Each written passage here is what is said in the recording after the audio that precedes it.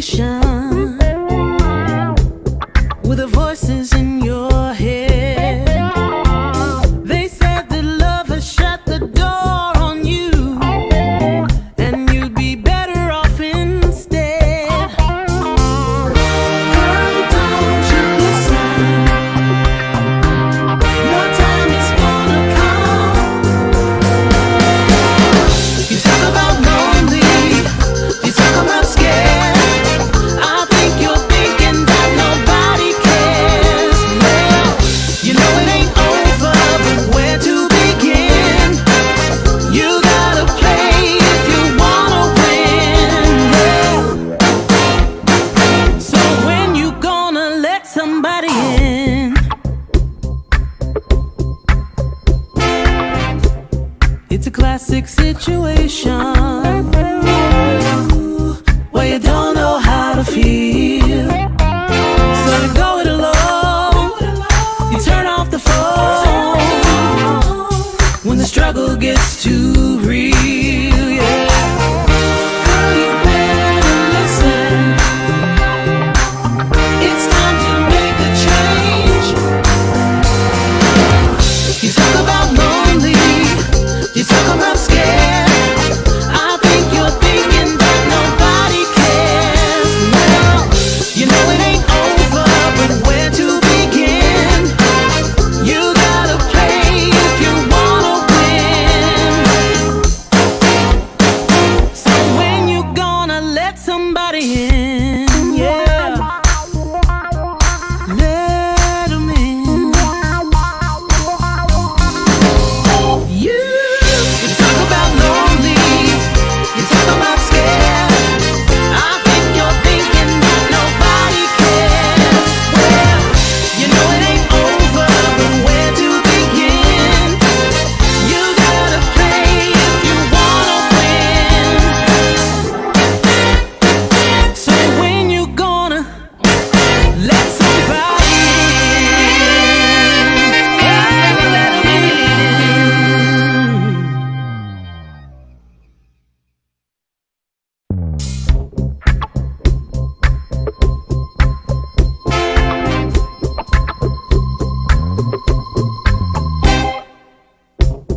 Had another rough conversation with the voices in your head. They said that love has shut the door on you, and you'd be better off instead. Girl, don't you listen. Your time is gonna come. You talk about lonely, you talk about scared. I think you're thinking that nobody cares. Well, you know it ain't over, but where to begin? You gotta play if you wanna win. Yeah. So when you gonna let somebody in? It's a classic situation where you don't know how to feel, so you go it alone. You turn off the phone when the struggle gets too real. Yeah, girl, you better listen. It's time to make a change. You talk about lonely, you talk about scared. I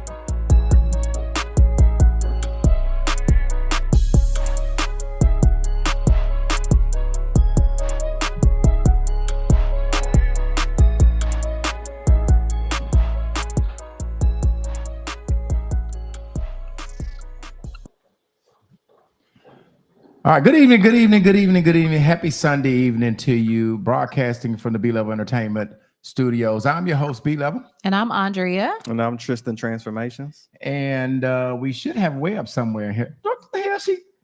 Shit. Get it Web. And who else? Get it Web? Web. Web, what's up? Get it Web. Hey, it's Will. Get it Web. That's my baby. Wait a minute. Now I'm all about surprises, right? I am all about surprises. Web, you look like you've been at the pool sitting beside the pool or something. Well, what's going on, Well? She cooling. As the young kids say, she cooling. Well, what's going on? What's If you've been following me this weekend, I've been outside. She been outside. I've been seeing you, girl. You look so good. Thank you. Why do you come Say on? something. I see your face. No, are you talking about B Level? I'm trying to say, why the hell you got some damn shades on in the house? Man, you had me all night. Yo, something going on with your audio. You ain't got dotted in the eye for them little small clothes you done had on all week. Let me make sure you ain't got dotted in the eye. Take the shade. Okay, all right, we good. Well, I can't even finish what I'm saying, Well, because I'm just thrown off with these damn shades. I know I've been checking your stories, and you've been in Houston at some little hookah bar with them little small shorts on, and them is panties. And when you come to Little Rock, you in and you out, but you outside in Houston, Texas. What's going on, Web? Like what's happening? Web, I want you to stop wearing the panties. Did you find a dude outside down there? Did you find a dude down there? I mean, did you find your boo or somebody down there?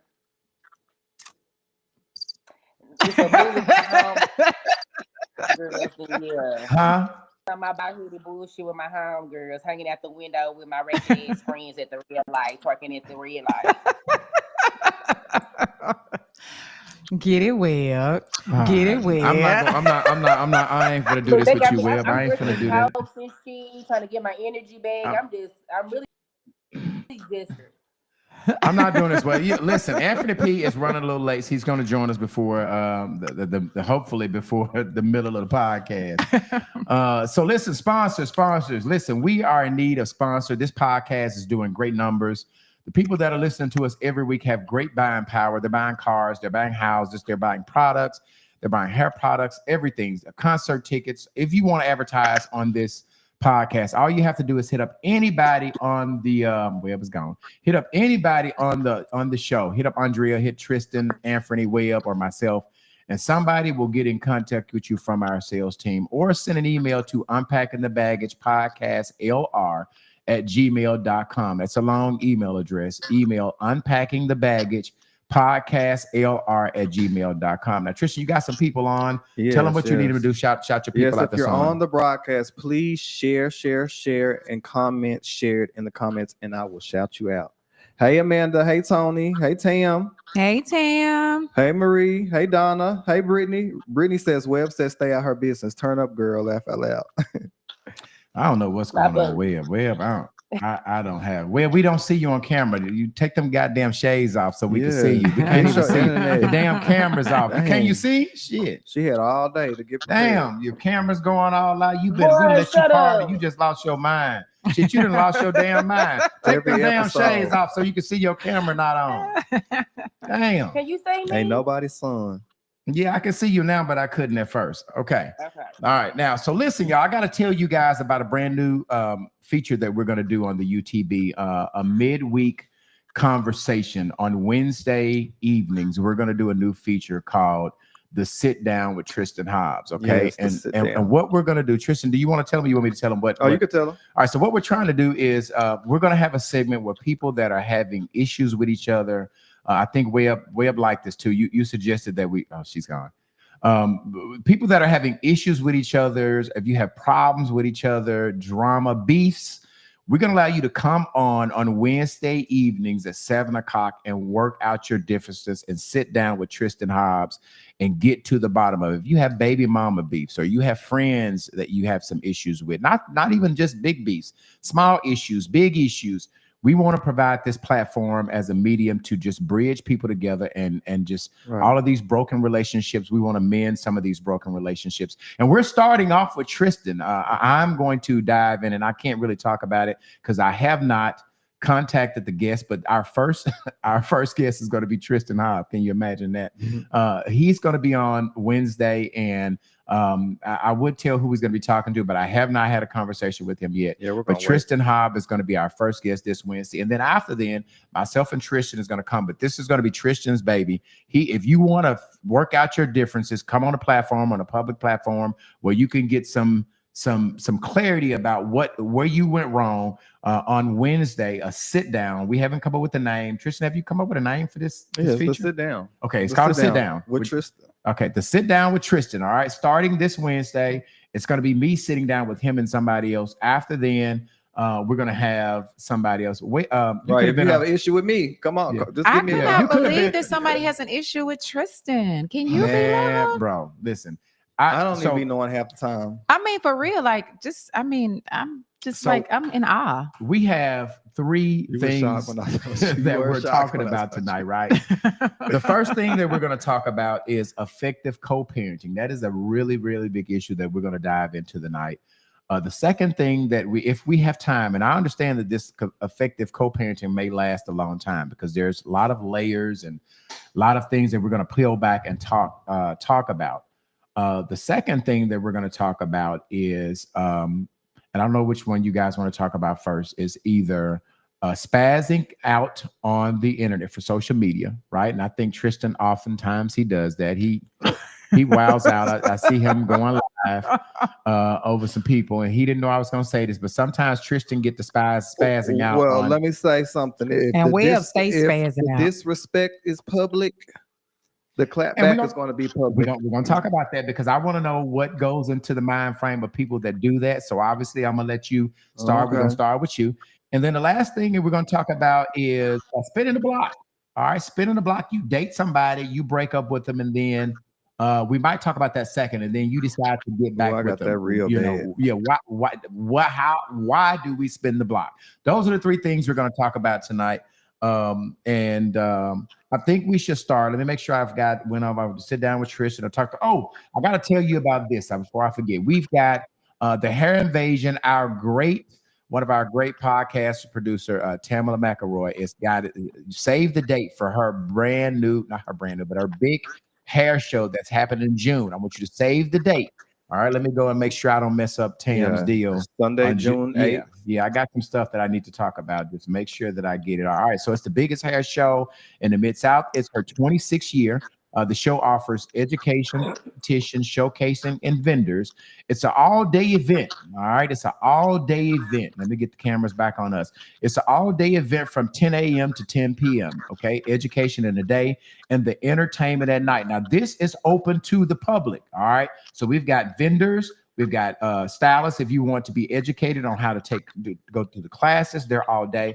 But this is also open to the public. Now, listen, if you have not attended a hair show, I'm telling you, Tam puts on one of the biggest hair show in Arkansas, but one of the biggest hair shows in the nation will be right here in our city. Okay. Mm-hmm. All right. And it says, if you are a barber, stylist, a natural stylist, vendor, student, or you want to participate, call Tam at 501-247-9817. That's the flyer again. The number is at the bottom, 501-247-9817.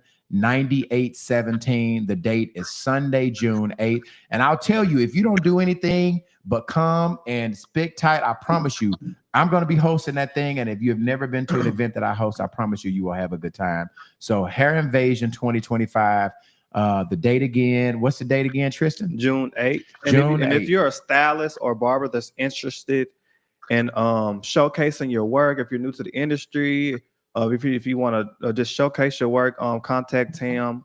She has a spot for you. If you want to do a hair battle, she has a spot for you.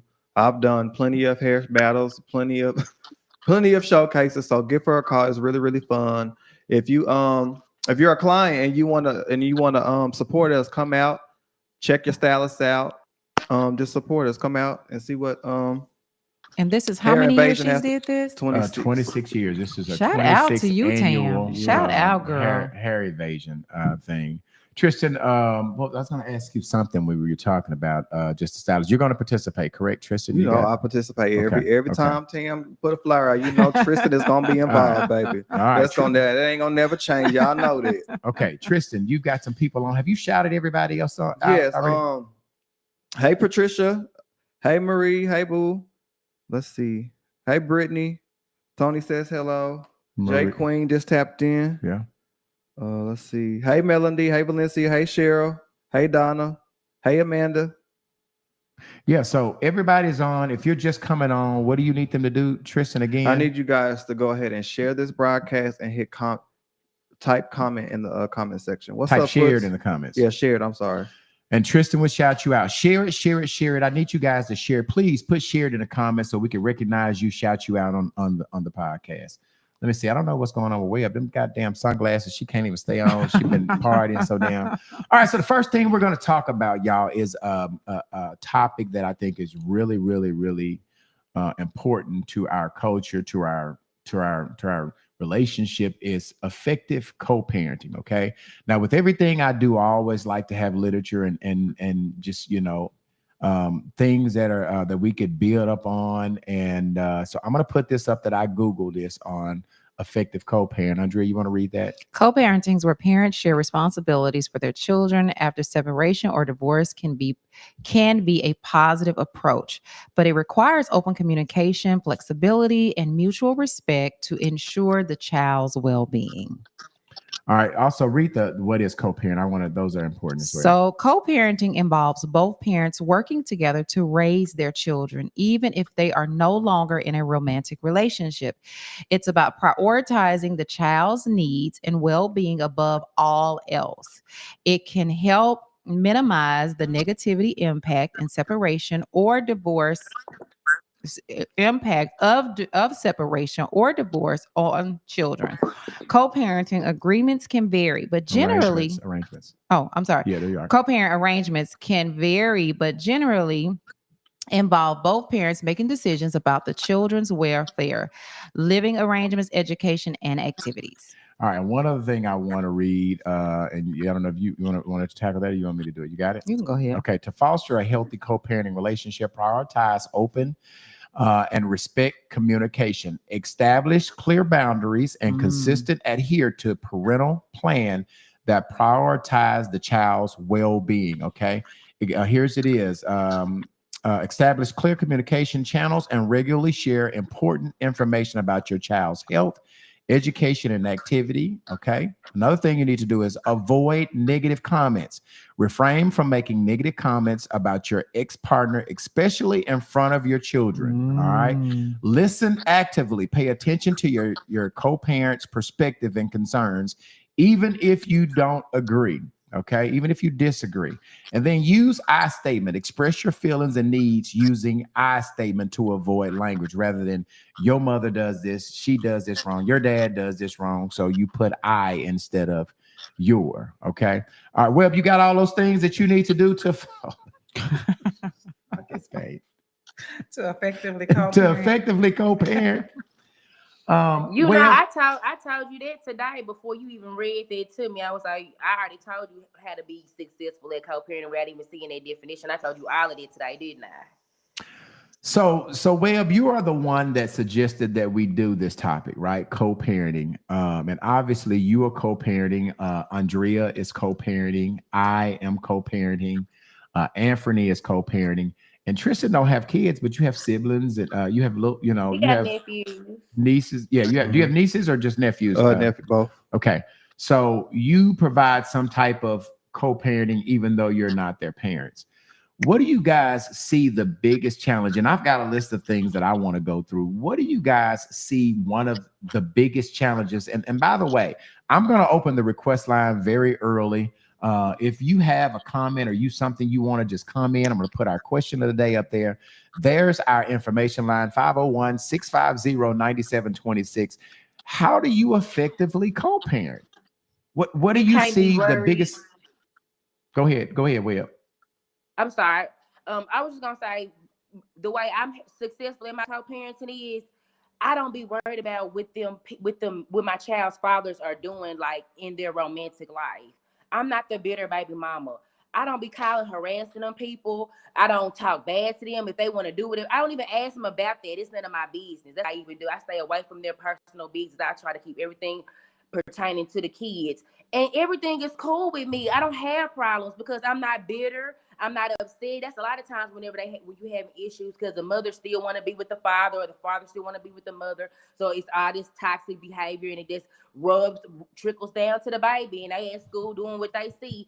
And so you just got to just mind your business. Boundaries are so important with co-parenting. I just cannot be worried about what they're doing.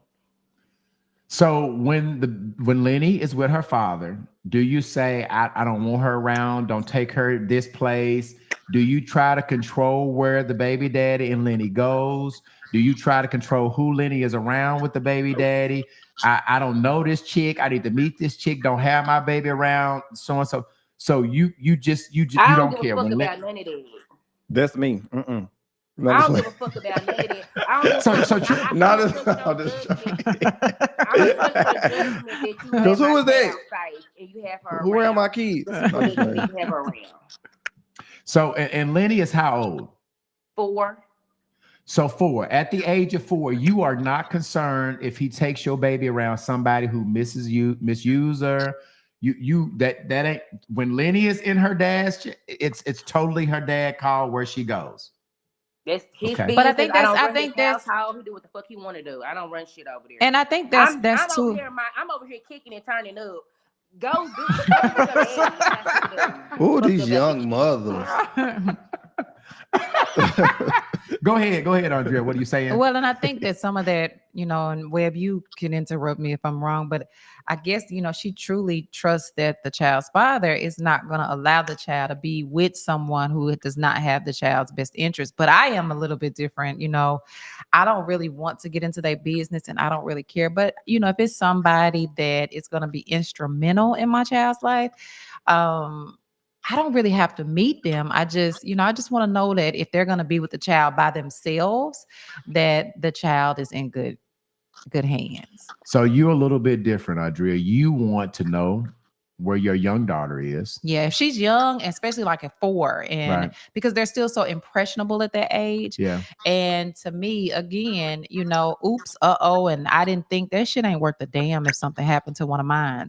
So I do kind of want to know, and not to be a dictator, but just, if is this somebody, you could have 15 women around them, just long as don't on them put their hands on them and they good to them and, they treat them right. Well, I had the problem before I got married that, my baby mama was like, don't be taking them over multiple women's house. I want to just take them. If you're going to take them around one. Yeah, don't confuse them. Take them around one.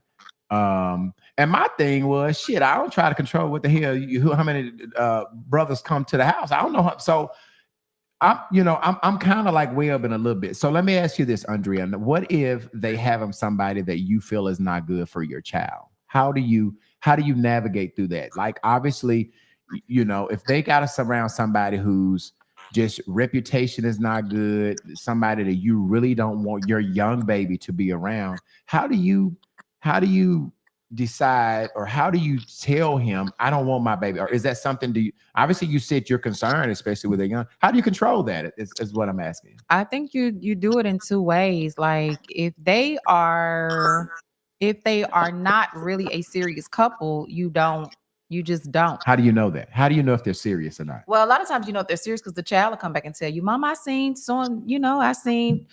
I'm gonna say Big Back. I seen Big Back today. And they'll say, we was over Big Back house, or we was over blah blah blah, whatever. And so you keep hearing names, and parents do say, well, who were you with? You get to asking the child. And so when you consistently hear people's names, you will say, okay, well, are they nice to you? What did y'all do? And you kind of asking those questions. when they go somewhere and spend the night, well, where did you sleep? Did you sleep in your, So yeah, I'm that kind of mama. I want to know, and I'm not going to charge the father up, but I am going to be like, my baby don't need to be sleeping in the bed with y'all, I'm that, like, let's have some boundaries with co-parenting, because that is some of these things that come up, and especially when you have little girls. I mean, little boys are more accessible. They're more, anything can happen to any child, but I think that, it's a little bit different with women. Men are saying, I don't want my little girls around all of these different men, or, and you as a good mom, you have to kind of respect that too. Yeah, both ways. I was getting ready to ask you, does he have a right to say, now listen, Junior told me that Sean was over there on Monday, and then Joseph, Billy Ray was over there Tuesday. Joseph was over there Tuesday. Like, I mean, I know that you have custody of him, and he or she spends the majority of the time with the mother. So oftentimes, mothers make the sacrifice to not have their love life to be none and void, because you do have younger children that are impressionable and watching you be around this guy today and this guy tomorrow. So does he has that same right to kind of check what's going on over at your house? It's called co-parenting. And I think that it's called co-parenting for a reason, because both parents do have the ability to voice their concern about the upbringing and what you are displaying in front of the child. It is a conversation. And yes, sometimes if you have a great father or a great mother, people kind of take that out of context, but it is called co-parenting, and it does matter what is going on in both homes, and if it's affecting the child in a good or a bad way. So yes, he does. If I got 5 motherfuckers coming to my house, he has the right to say, Dree, I don't want her exposed to that. I don't want somebody to slip in her room, or he has the right to say that to you.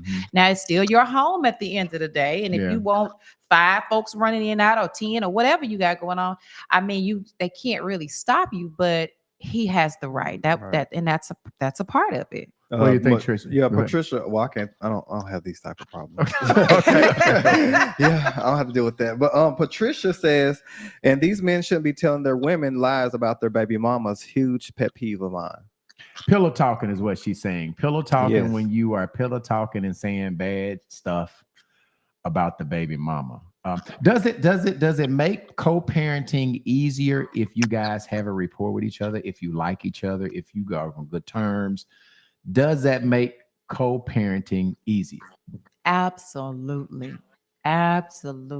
Like my last marriage, me and the ex-wife did not get along at first, and it put the husband in the middle. And then, it was a lot of discord. And then, once we decided to put some things to the side, we could come to each other's houses. She could come, it was just, and it felt so much better. And it was so much easier. We didn't even involve him anymore. We were like, girl, hey, the kids need this, honey, Chad, we didn't even give a damn about whether he was even in the mix anymore, because it was a level of trust that we had with each other. And we don't get along now. We hate each other. But at the end of the day, at that time, we learned. I think that's called putting on your grown woman draws and just saying, we have to do what's best for the kids, because kids will. I tell people this, and I'm gonna say this and be done with it. My girls ain't gonna love nothing I don't love. You know what I'm saying? They're not. And if I got a major problem with you, my kids can't love you right. So if it's somebody that they're going to feel your energy, right? They're going to feel that energy. They're going to feel that difference. Sometimes kids will even be on the mama side because they be like, that's my mama, Right. But when mama loves big back, when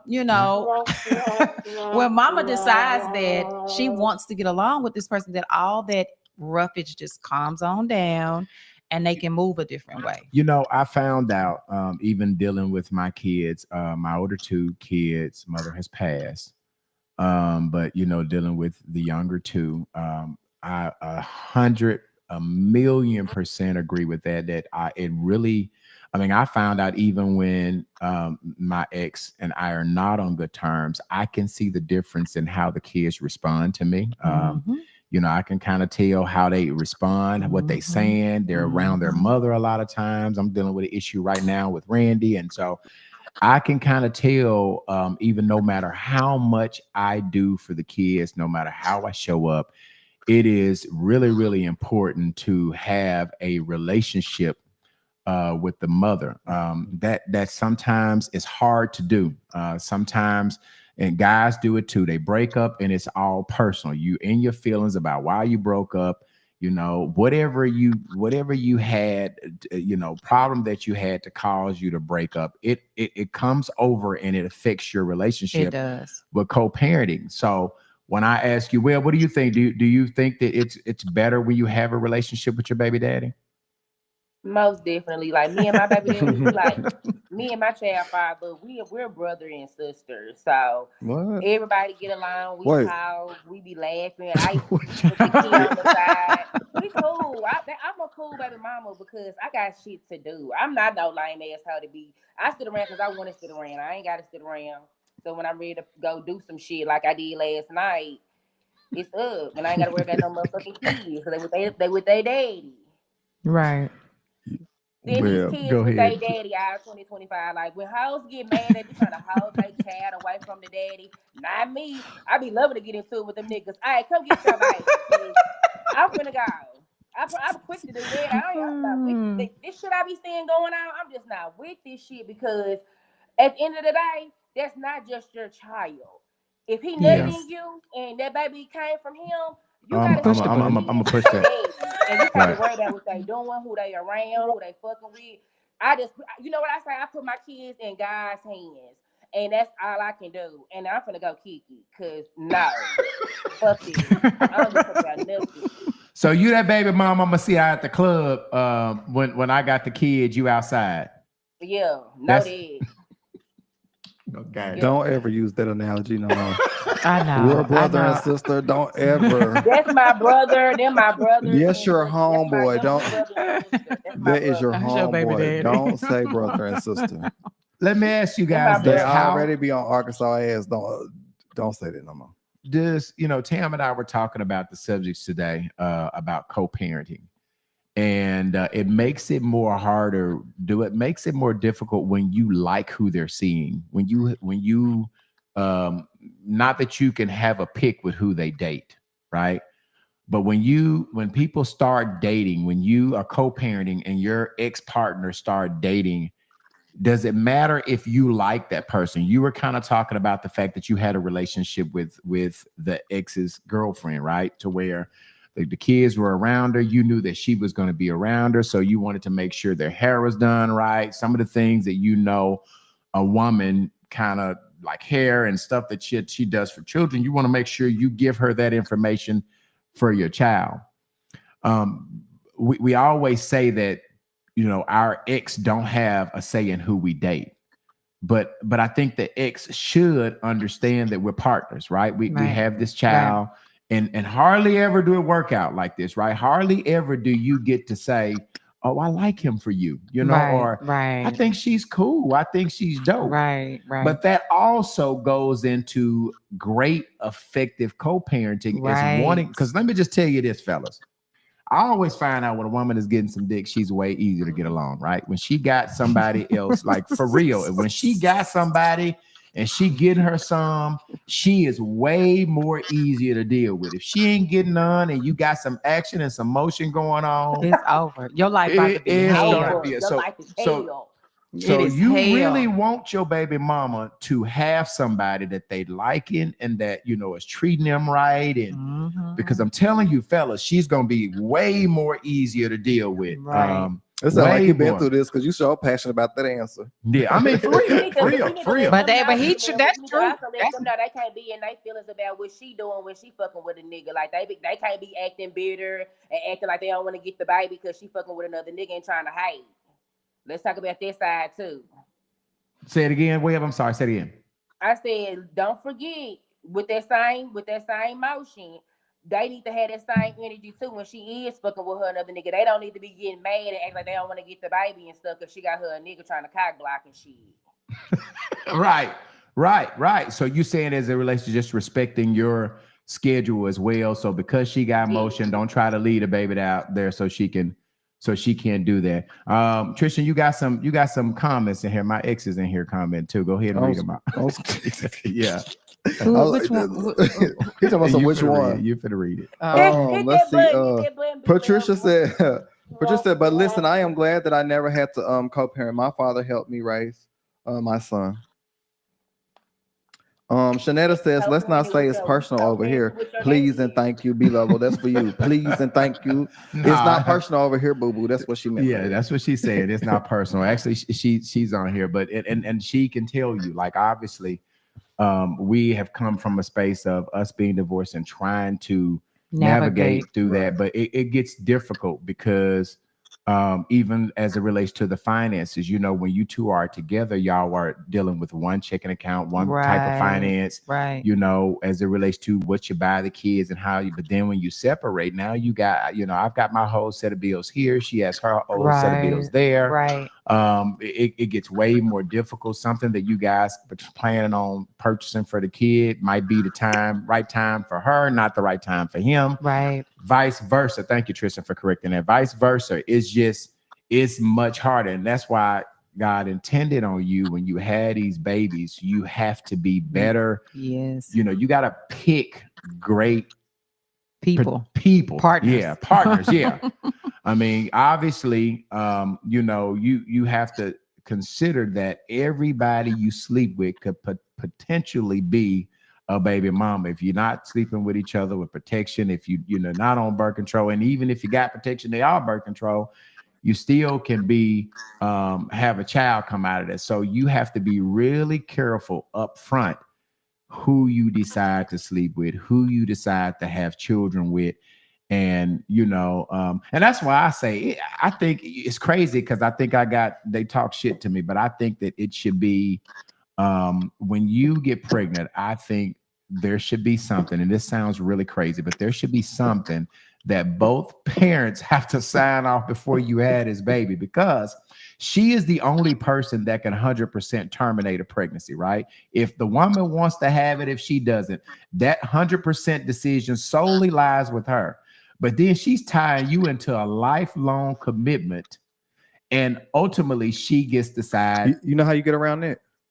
How you get around it? You know how you get around there? Put that goddamn keep your dick in your pants. Right. That's not gonna Well, and I want to say something too. I think that a lot of times when you have so many problems in the beginning, is because you're still trying to navigate through your own feelings. You know, the kids are there, and then it's like it's so many layers to navigating with co-parenting. It's like especially when you're married, because when you're married, you got these kids.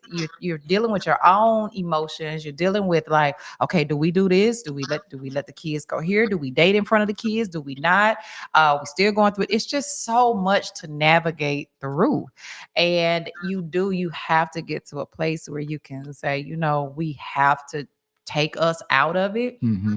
And like the thing said, make the best decision for the kids. But a lot of times we can't see that far down the road, especially when you still love somebody and y'all have already separated, and it just takes a minute. It takes some time. Yeah. You know. Yeah. You know, it also said on here, minding your business, right? Oh, goddamn, minding your own business, Lord. Right? Look at it. So obviously, when you have gone on and they're with somebody else, you're with somebody else, you know, not being concerned with what they have going on, unless it has something to do with the kids. And again, it's all tied when you're in a relationship with somebody. You know, it's hard to go from loving somebody, being, you know, wanting to be with them, to all just cutting the water off and start not being concerned and not, I mean, it takes some time to get from stage 1 to stage 5 of not caring. It takes some time of getting there, especially when you've dated somebody for a while, right? I mean, if you just kind of slept with them, had this baby, and you know, you didn't really have a great relationship, but when you've been with people for years and you share time, then it becomes more difficult to separate yourself from those things. It becomes very difficult to just not to mind their own business and, you know, let whatever happen to them, or whatever you go through you. It seems to always come back to blend in the upbringing of the kids, that's more of a difficult task. Right. You know what I'm saying? It's not as easy to just cut all ties with somebody that you've had a long-standing relationship. Tristan, do you have some more comments? I haven't been looking there. Are you good? Okay. Comments. All right. So let's go back over this co-parenting thing. Okay. I got this video that I want to talk about, that I want to show you guys. It's from The Pivot. It's from the podcast called The Pivot, right? And it's about 5-6 minutes long, but it is so important. I want to make sure you guys get through it. And it deals with daddies thinking that as long as they are doing it financially, they don't have any other responsibilities, okay? So let me play this, and then we'll come back and we'll talk about it. This is a great video from The Pivot podcast about fathers being there financially, but not being there to spend time with the kids, and the father thinking that he's doing his job. Okay, here we go. Members of the Pivot family got in trouble. Our boy Nick Cannon and Cam Newton, they both invited Dr. Cheyenne Bryant on their show, and they were talking about having multiple children with multiple women. And Dr. Bryant told Nick he deals in a low-functioning way with low-functioning women, and also told Cam Newton he is fostering these broken homes with his thought process of not wanting to marry, but wanting more children. When you hear sort of her take on it, Chan, what are your thoughts? First thing you think of is that's not a deadbeat dad. Those are two guys. Yeah. The Cam thing, he's buying houses. These kids are well taken care of. But then as you hear her talk, you talk about it like being fathers ourselves, kids aren't goldfish. You can't throw them in a bowl, put some food on top, and they'll be okay. You need to be there for them. Mm-hmm. And I heard her talking to Cam. Doc was talking to Cam, was like, "Hey, you're missing time with them. They don't always have you. We know working. You're gonna miss soccer games, football games, pageants, father-daughter dances, and things of that nature."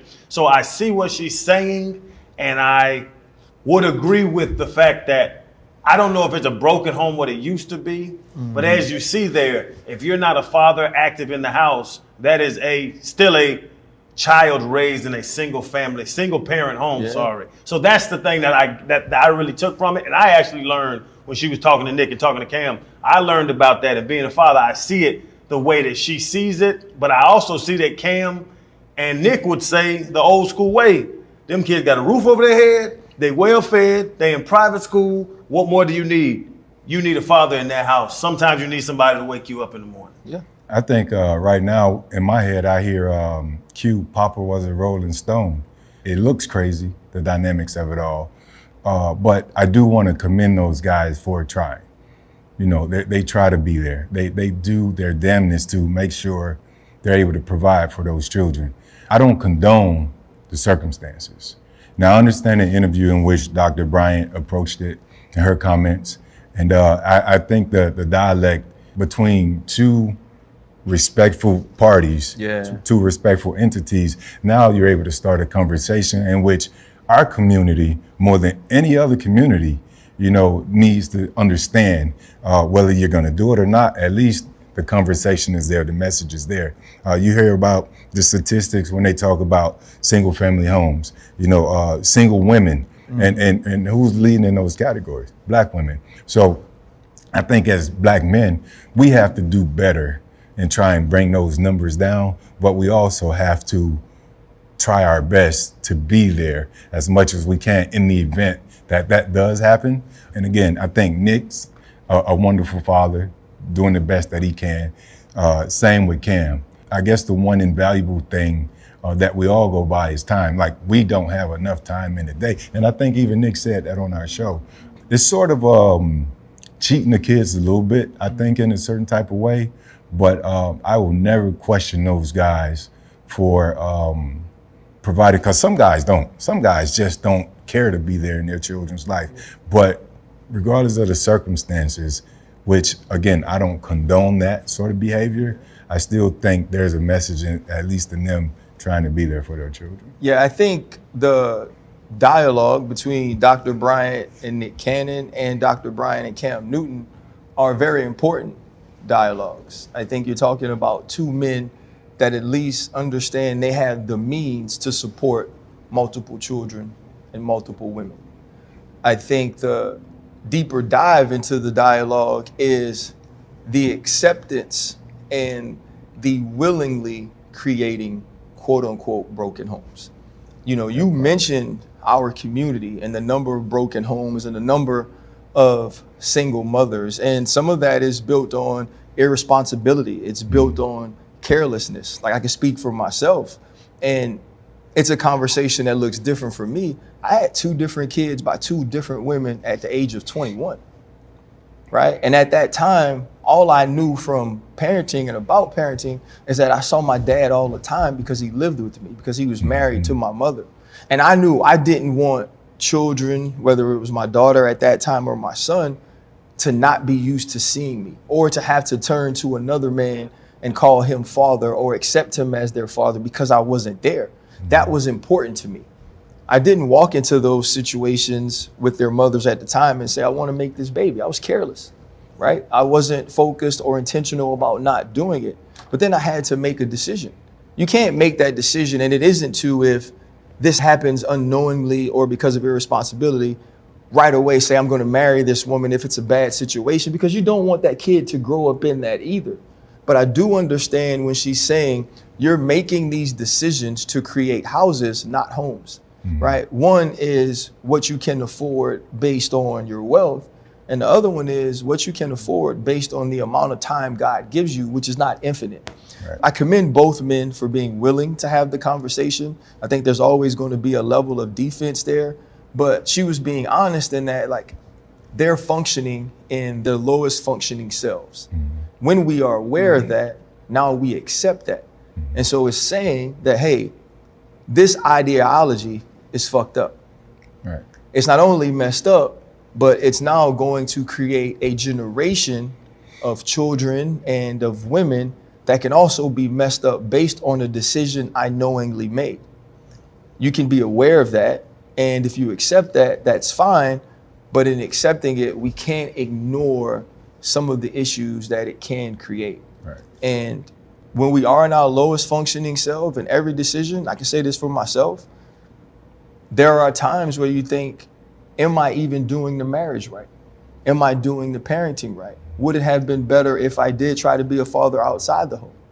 And I would have to guess that if you decide to have 8 different babies with 3 different mothers, there are times you say, man, did I do that right as well?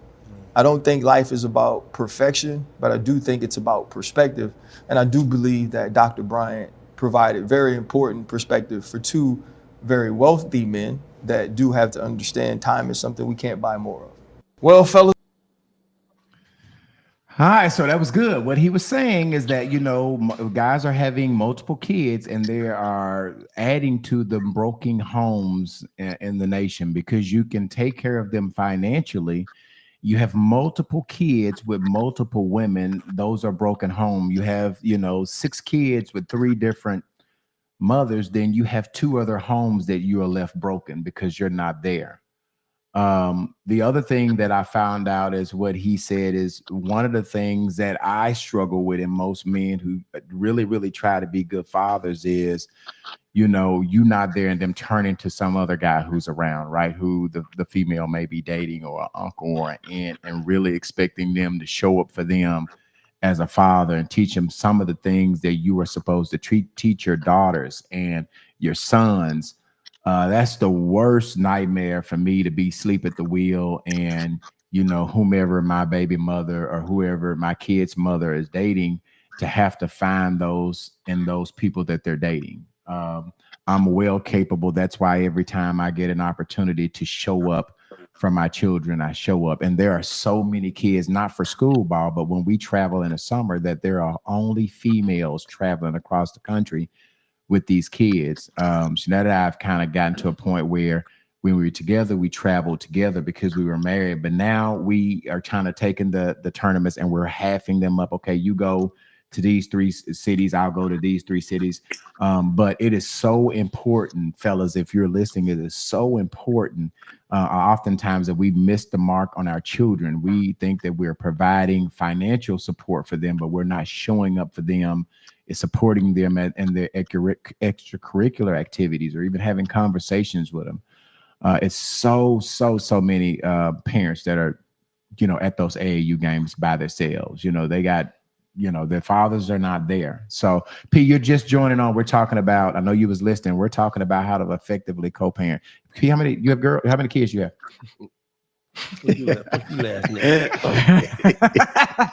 I have something I want to say. My thing work. My thing work too. You ain't got no kids to prove it. It don't matter. I don't need no your kids. shit But ain't that, working. that motherfucker work. Please believe. You might know ain't got no elephant trunk no more. Yeah. What you say, Andrea? No, I want to say something. I want to add to what he said. I think that what I got from that too is that, my mom used to always say, Tam, the number is on there. She asking me to post a number. Tam, the number is right down there under us. Okay. Go ahead. My mom always used to say time equals love. No matter how you look at things, time equals love. Mm-hmm. And when you look at what people spend their time doing, it tells you that they love you. If a man gives you his time, he loves you. Mm-hmm. Because it's something you cannot get back. And I think that what I was hearing too is that I do respect both the men, but not really, because at the end of the day, there are just things that time can teach children that nothing else can. When you are in the house with your son and he don't take out the trash, or he gets smart with his mama, you're there to correct those things. You can correct and curve and educate a lot more when you have more time. And it doesn't matter how much money you have. At the end of the day, abandonment is abandonment. And if you got 10 kids and all of them got games, guess what? You're gonna miss some things, because like he's saying, there's only so many hours of a day that you have time. And so you don't have the capacity. Like I keep telling people, you have to have the capacity to be able to maneuver in so many different stances and so many different elements at so many different times. And you can't do it. It doesn't matter how good you are at certain things, you cannot do it. So you're going to fail. And when you fail, you're failing at the kids and you're failing at what they may need you to do. So okay, I'm okay. Hey, Tam, are you there? Okay, I don't know why this thing. Okay, hold on a second. Tam, are you there? I'm here. Okay, hold on a second, Tam. Let me let Anthony. He's been holding his hand up for a while. Go. Andrea long-winded, goddamn it. At least I'm long-winded about something that matters. You really gonna get daddy time or daddy dime? Which one you want, daddy time or daddy dime? You can't get both, because somebody got to pay for that football uniform. Somebody got to pay for that travel. Daddy sitting at home with no job, but he there. You don't really give a damn about that, Dad. I need these new Jordan because the kids at school making fun of me. So you saying, Anthony, you can't get both? No, you can't get both. I mean, I'm giving my child both, my time and my time. So I get my child. That's just the old B level. The younger B level that was on that grind. No, I've always said, no, Anthony, I can't let you go there with me. No. I ain't never been my time or dime daddy. All my kids, you gonna be there, but not like I'm saying. If your job requires you to be there more, you couldn't be at every game. Well, I think you have to understand everybody has to work, right? I hear you saying that you got to go to work to be able to provide financial, but as many times as possible, you cannot let your job, because those people will fire your ass in a minute, and you done missed, years and years of choosing your job. Me and all the other niggas, we got some shit that you ain't got. We was on fucking child support. You ain't on that shit. I am on child support. Right now. Back then, motherfucker, you weren't on that shit. Child support. Well, they was talking about creating a person steady creating more and more children and leaving a house a single family household. Well, that's what we're talking about. You kind of missed it. So maybe you should have been on time, because if you would have been on time, you would have knew what we was talking about. So you talking at the side of your ass, and we talking about substance. Go ahead, Tam. Cam, go ahead. What you trying to say, Tam? And I just wanted to kind of first of all, hey y'all. Hey. How you doing? Hey. I want to double back on something very pivotal.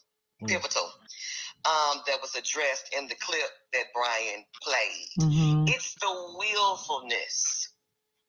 Okay, the willfulness, the lack of consideration.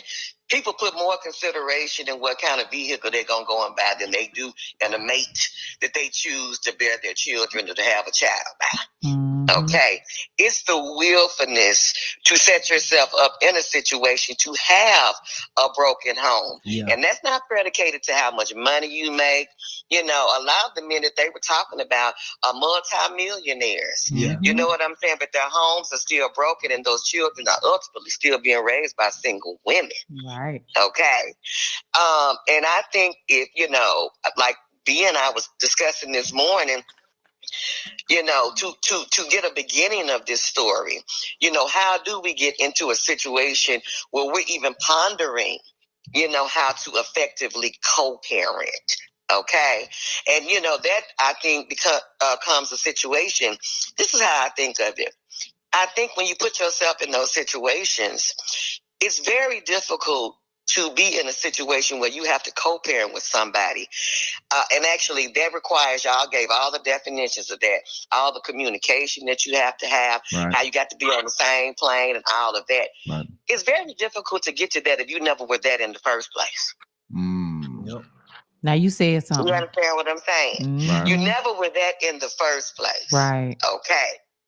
So I'm gonna land my plane right there because B say I be getting too long-winded. But I want us to kind of delve a little bit into how do we get in these situations? What are some of the pitfalls? I can tell Can you we get a little bit more thought, you know, and who we are actually deciding to procreate with to begin with? Right. Okay. Right. And then handle it from there. And I'm gonna now land my plane. Bye, y'all. Peace out. Peace out. All right. Go ahead, Anthony. I can tell you how you get to that point. See, women, what they do is they have a checkoff list of guys that they want to have a baby with, right? But then when they meet that nigga at Come and Go, he don't meet none of them qualifications. So they kind of like, you know, curve the you know, the criteria list. They bend it. They bend it. They grade on the curve. Yeah, cause he's so fine, but he ain't got no job. Girl, he's so fine, but he ain't got no car. Girl, he's so fine, but he got 6 baby mamas, 10 kids. But then when shit don't work out with him, you give it the boss. You want to raise the pussy value on that nigga. I need a man. He gotta do this. If he ain't his kids' life, this. But then your baby daddy ain't his kids' life at all. So that's what happens with the women. They keep curving the checkoff list. And so what Tam is saying, just how do you get to co-parent if you are in a healthy relationship at the beginning where you're respecting your relationship, you're staying together. Obviously, Tam, you know, a lot of these relationships start very young when you're not mature, right? You know, you're doing a lot of cheating and you're doing some of the things for females that are relationship killers. You know what I'm saying? You're starting very young. You're sleeping with people, you know, first night at the club, and you're not really being responsible when you're picking partners. So that leads to irresponsibility that travels along to having kids, along with being a, you know, co-parenting. Because if you're irresponsible, like Tam said, in a relationship, you're gonna be irresponsible as a co-parent. Like you're not gonna change. And that's what she was talking about when she said low functioning. That's what that means. You're functioning in your lowest capacity because you are immature. Yeah. And that's not just for men, that's women too. We lay down and we've had these children, but you are flowing in a low functioning capacity. You can't communicate co-parenting if you couldn't communicate before. I blame the devil for that too. You know, the devil make it feel so good to be sinning. You know, that thing be feeling so good, you know, and some you got to have a real strong pull-out game, you know, not have no kids sometimes. And you know, P, I'm gonna tell you that sometimes pull-out game don't work either, because a lot of people done pull it out and still somebody and end up pregnant. You know what I mean? So that pull-out game ain't about nothing. I know what I'm saying. You gotta have a real strong one, but sometimes that little head down there, he got his own Oh mind. my God. You know, he be leaking. Turn his mic off. He be leaking. He be leaking and see, shit. You know, he is the epitome of low functioning. and How many kids did you have again? I didn't find out about pre-calls. I was like 21. How many children do you have, Anthony? Are you pregnant right now? No. Because... Okay, well, I just got 1, 2, 3. No, sir. No, sir, not at all. So, and then the other question is, what goes into deciding if you put somebody on child support, right? I mean, obviously, do you put somebody on child support, you know, as a threat, as a punishment to someone? Do you put somebody on child support that's just not showing up financially or physically? What goes into deciding factor, Chris, Andrea, if you should put your baby daddy on child support? Chris, what do you decide? What do you get to decide? I ain't never my first child. My first child father, he put me on, like, he put himself on child support, so I ain't even have to go down there and put him on child support. He put himself on child support. What about the second baby? Well, let's stop it there. What? He was only paying why did he do that, Webb? Well, why he do that? Why did he do that, Webb? Why do you think he put himself on child support? So he could beat me out because he was trying, like in the beginning, I ain't gonna lie, at the beginning our relationship was tumultuous and we did not have a good relationship. So he went to put himself on child support for $60 a week. Damn right. He stopped working and shit. Yeah. He got his child when he felt like it. And I never sweated it because I'm like, I ain't tripping. I got my child. It's all good. Now I can say we're in a better place. But back then, yeah, he was doing some old shady shit to beat me out. That's all. So I went. What about the second baby daddy? What about the second baby? And what about Lenny? Lenny father. Nope. That nigga, he gonna spend time. He gonna spend money. It's the lit. We kick it. Like that nigga, that's the best baby daddy a bitch could have. You still fucking the matrix. No problem with that nigga. You still fucking the matrix.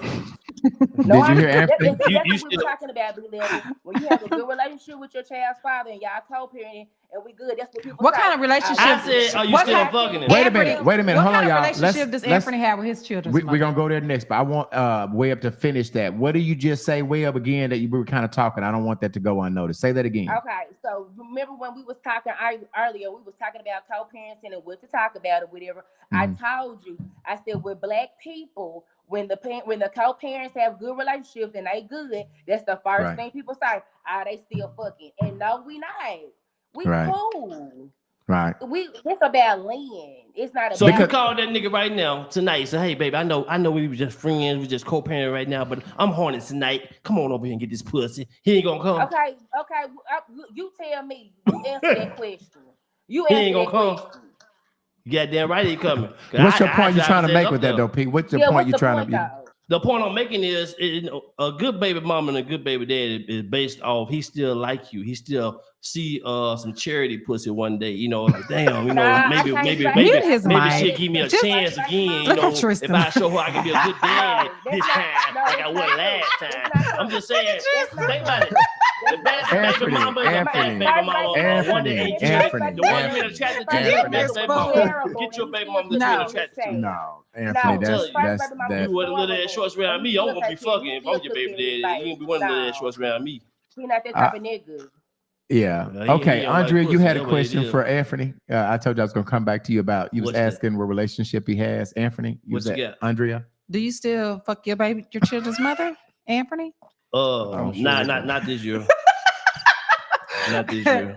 Not this year. Nah, but as far as my kids' fathers, like my mother, you know, she was a single mom. I came up in a single family home, and my mom never put her children's fathers on child support. She just was like, if they don't want to do it, I'm not gonna make them. I went down there. I did mine out of anger B-Level. Okay. I went down there and I put both of my children's fathers at the same time on child support the same day. I filled out the application the same day B-Level. So when they came to court, they both was sitting there. I didn't think they was gonna have a court day. Both of them, though? Why on the same day? On the same day. Why they was one after the other. It was funny as shit. Why put both of them on there though? Because they had both pissed me off. They were not being consistent, you know. And it's nothing. You know, I don't want to bash my children's fathers or anything like that, but they just were not being consistent, you know. And it just wasn't. It was no time work really consistent. Okay, that's what I was going to ask you. So no financial or time. Yeah, for my older daughters, it was no. And then it had been like they were like my oldest daughters were like 14, and I had just had Israel, which was the baby, and so her father had just pissed me off at the time. So I was like, you know what, I'm going down here. I'm putting both of these motherfuckers on there at the same time. Well, let me ask you, Drea. Mm-hmm. If they were spending time but didn't have no money, would you put them on child support? No, I would not. If they were spending time, what they could, the little that they could, coming to get the baby, taking the baby to their house, but they just financially didn't have the money to give you any parts of their living arrangements, obviously. Right. Things that the kids, the dad is supposed to help you with those arrangements, right? Right. Let me ask you guys this. If you are staying in the house, right, do you feel like the father should give you half of the mortgage because the child is living there? No. So say it again. Okay. No. So what they're saying is that the dad is supposed to help provide in half of her living arrangements. So my question to the women and UP, do you feel like if a mother is paying, should you give her something on her mortgage, her light bill? That's the child is there burning the light, staying in the house. Do you feel like those are her set of bills? The father shouldn't help with that. what do you, if you're not on child support, what do you think about that? I mean, I tried to give her $500 for an abortion when she first got pregnant. So if you kept it, then no, I shouldn't have to pay no damn mortgage or nothing like that. I should be getting you stuff that the baby needs, like food, diapers, clothes. And now if you lost your job, and he is a low Of functioning. course, I pay. He's so low if you lost your functioning. job as my baby and my kid's mom, of course I would pay the lights, water, and your mortgage or whatever. Because if you lose, my child lose. So that's different. But if you short, So you got some comments, Tristan. Kesha, what's comment? We're gonna come to Andrea on that question. I want to ask you that question. Tara Lynn, you want me to come back to you? Patricia said, you got it? I don't put mine on child support. Let me see. Tara Lynn said, let me see. Yeah. God damn, man. How many times you gonna see? Shit, it's all as I pay it. Hold that motherfucker up or something. We're talking about my iPad, Tristan. So Mika says, Brian Stewart, Andrea, honestly, I don't think fathers should be put on child support. They should be put on direct deposit. Skip the paperwork. Just send the money every Friday like it's a job. Because guess what? Being a parent is one. Let's stop making it weird. You help make a whole human, not just weekend plans. Okay. Andrea, do you feel like, and Webb, I'm coming to you next. Do you feel like a guy should provide in the financial for the living arrangements? Do you think that's his responsibility? I do, and I think that's why it's That's legally. crazy. What if you got a man though? What if you got a husband? It doesn't matter. My husband didn't make the baby. My Man, husband. I'm not gonna pay for Okay, your can husband. I think he asked Andrea. Your name is Go Anthony, ahead, and go mine ahead. is Andrea. Let's let her finish. We got to let people finish before we start. Okay. I do think that yes, the child lives there, like she just said, like Miss Alfred just said. They're using lights, water, gas. It's they have college coming up. They need car. There's a lot of need in that home that they are going to need. They contribute to those bills every single month. And so, yes, they should. That's what that child support is for. It is to most definitely help with those things. And I think that's where a lot of men and sometimes women go wrong. They say, well, if you got another man, I ain't going to be paying for y'all bills over there. No, motherfucker, you can't pay for my bills. But at the end of the day, it's like you have a whole child that lives here. And so you should help take care of that child. Should you split the mortgage? No, maybe not, because you may have other kids there. You do have another person that lives there. You may be another relationship. So no, maybe not a half, but the child lives there. The child contributes to those bills. So yes, that should be. If you my baby mom, Okay. you getting a bump bed. Webb, what do you think on that? Stay night too. Their situation is touchy for me because my whole thing of it is like we have a child together. I need to be working. You need to be working. So the way I come up with my child support is I just look at my bills and I say, how much do I need? I can pay my bills, but how much do I need on a little bit extra just so I can live and have my life and be able to do what I need to do for the child? And that's how I come up with how much I need. It's not so much you got to pay my bills and stuff, but you will. I think that just should be understood that whatever money you give me, if I'm not a trifling ass baby mama and I'm not getting my nails and hair and feet done with it, I'm actually using it for my household.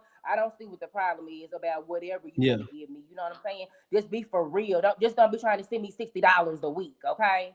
Don't be trying to do that. Like, let's be for real. But I don't look. It's not. My whole thing was like, as long as this nigga is getting his baby in my life, I ain't tripping. So that'd be I feel like that is more priceless or more valuable than you sending me that money. I need you to get your baby because I got shit to do. Hey, that's $60 a week. Child support told him to pay that because they go by his income. So he probably no.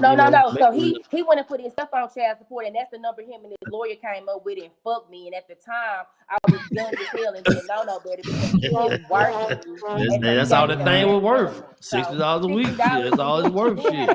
Shit. That's all it's worth. Some months got 5 weeks. Anthony, I don't want you to repeat that, but because you was talking when she was talking, what did he say? See, what did you say? I said that's all the thing was worth. Well, it was $60 a week. Some months got 5 weeks, so you just gotta take it how you get it. He was just trying to fight. I'm just saying, you should get your lawyer. Can you? Valencia says, I think a man should pay some kind of child support $62 and help throughout the month if he can, if needed. That takes a healthy co-parent relationship. And then So, Talbot Lynn, go back and read Talbot Lynn's Don't Split the Mortgage, but You Should Help. Yeah. I think a little bit different. I mean, I don't think that a guy should give anything on the home bills. What I do think is that he should provide an environment so the kids spend half of the time at your house, right? You know what I mean? Yeah. I mean, obviously, she has her own, she has her own mortgage, lights. But I think also that you should have the child spending just as much time as your house, and that's the offset, right? You don't ask her to help you pay your mortgage and your rent and your light bill. So I think that there should be a balance, like Webb is saying. Hey man, I can't give you nothing, but I want the kid to come over here and spend half the time so you can have a life, so you can date. Right. But I don't think I disagree with, I think it's a responsibility of the guy to pay half of the living. And I think, I think if you are doing these days, my thing of it is if you're doing half-ass an attempt to die, I think most baby mamas will be cool. They are. They really are. Yeah, I mean, really if you just trying to show up. You know what I'm saying? I think the ones that are tripping are the ones that, you don't ain't get really nothing. doing nothing. Some of them tripping in a way. Well, they still want to be with you, Yeah, I ain't gonna lie, Peter. There are some cases where it's they're asking some unfair things, and that goes back to you gotta watch who you have babies by. Right. Everybody which you sleeping with could potentially be a baby mama. We have got to do a better job, before we go to sleeping with these chicks.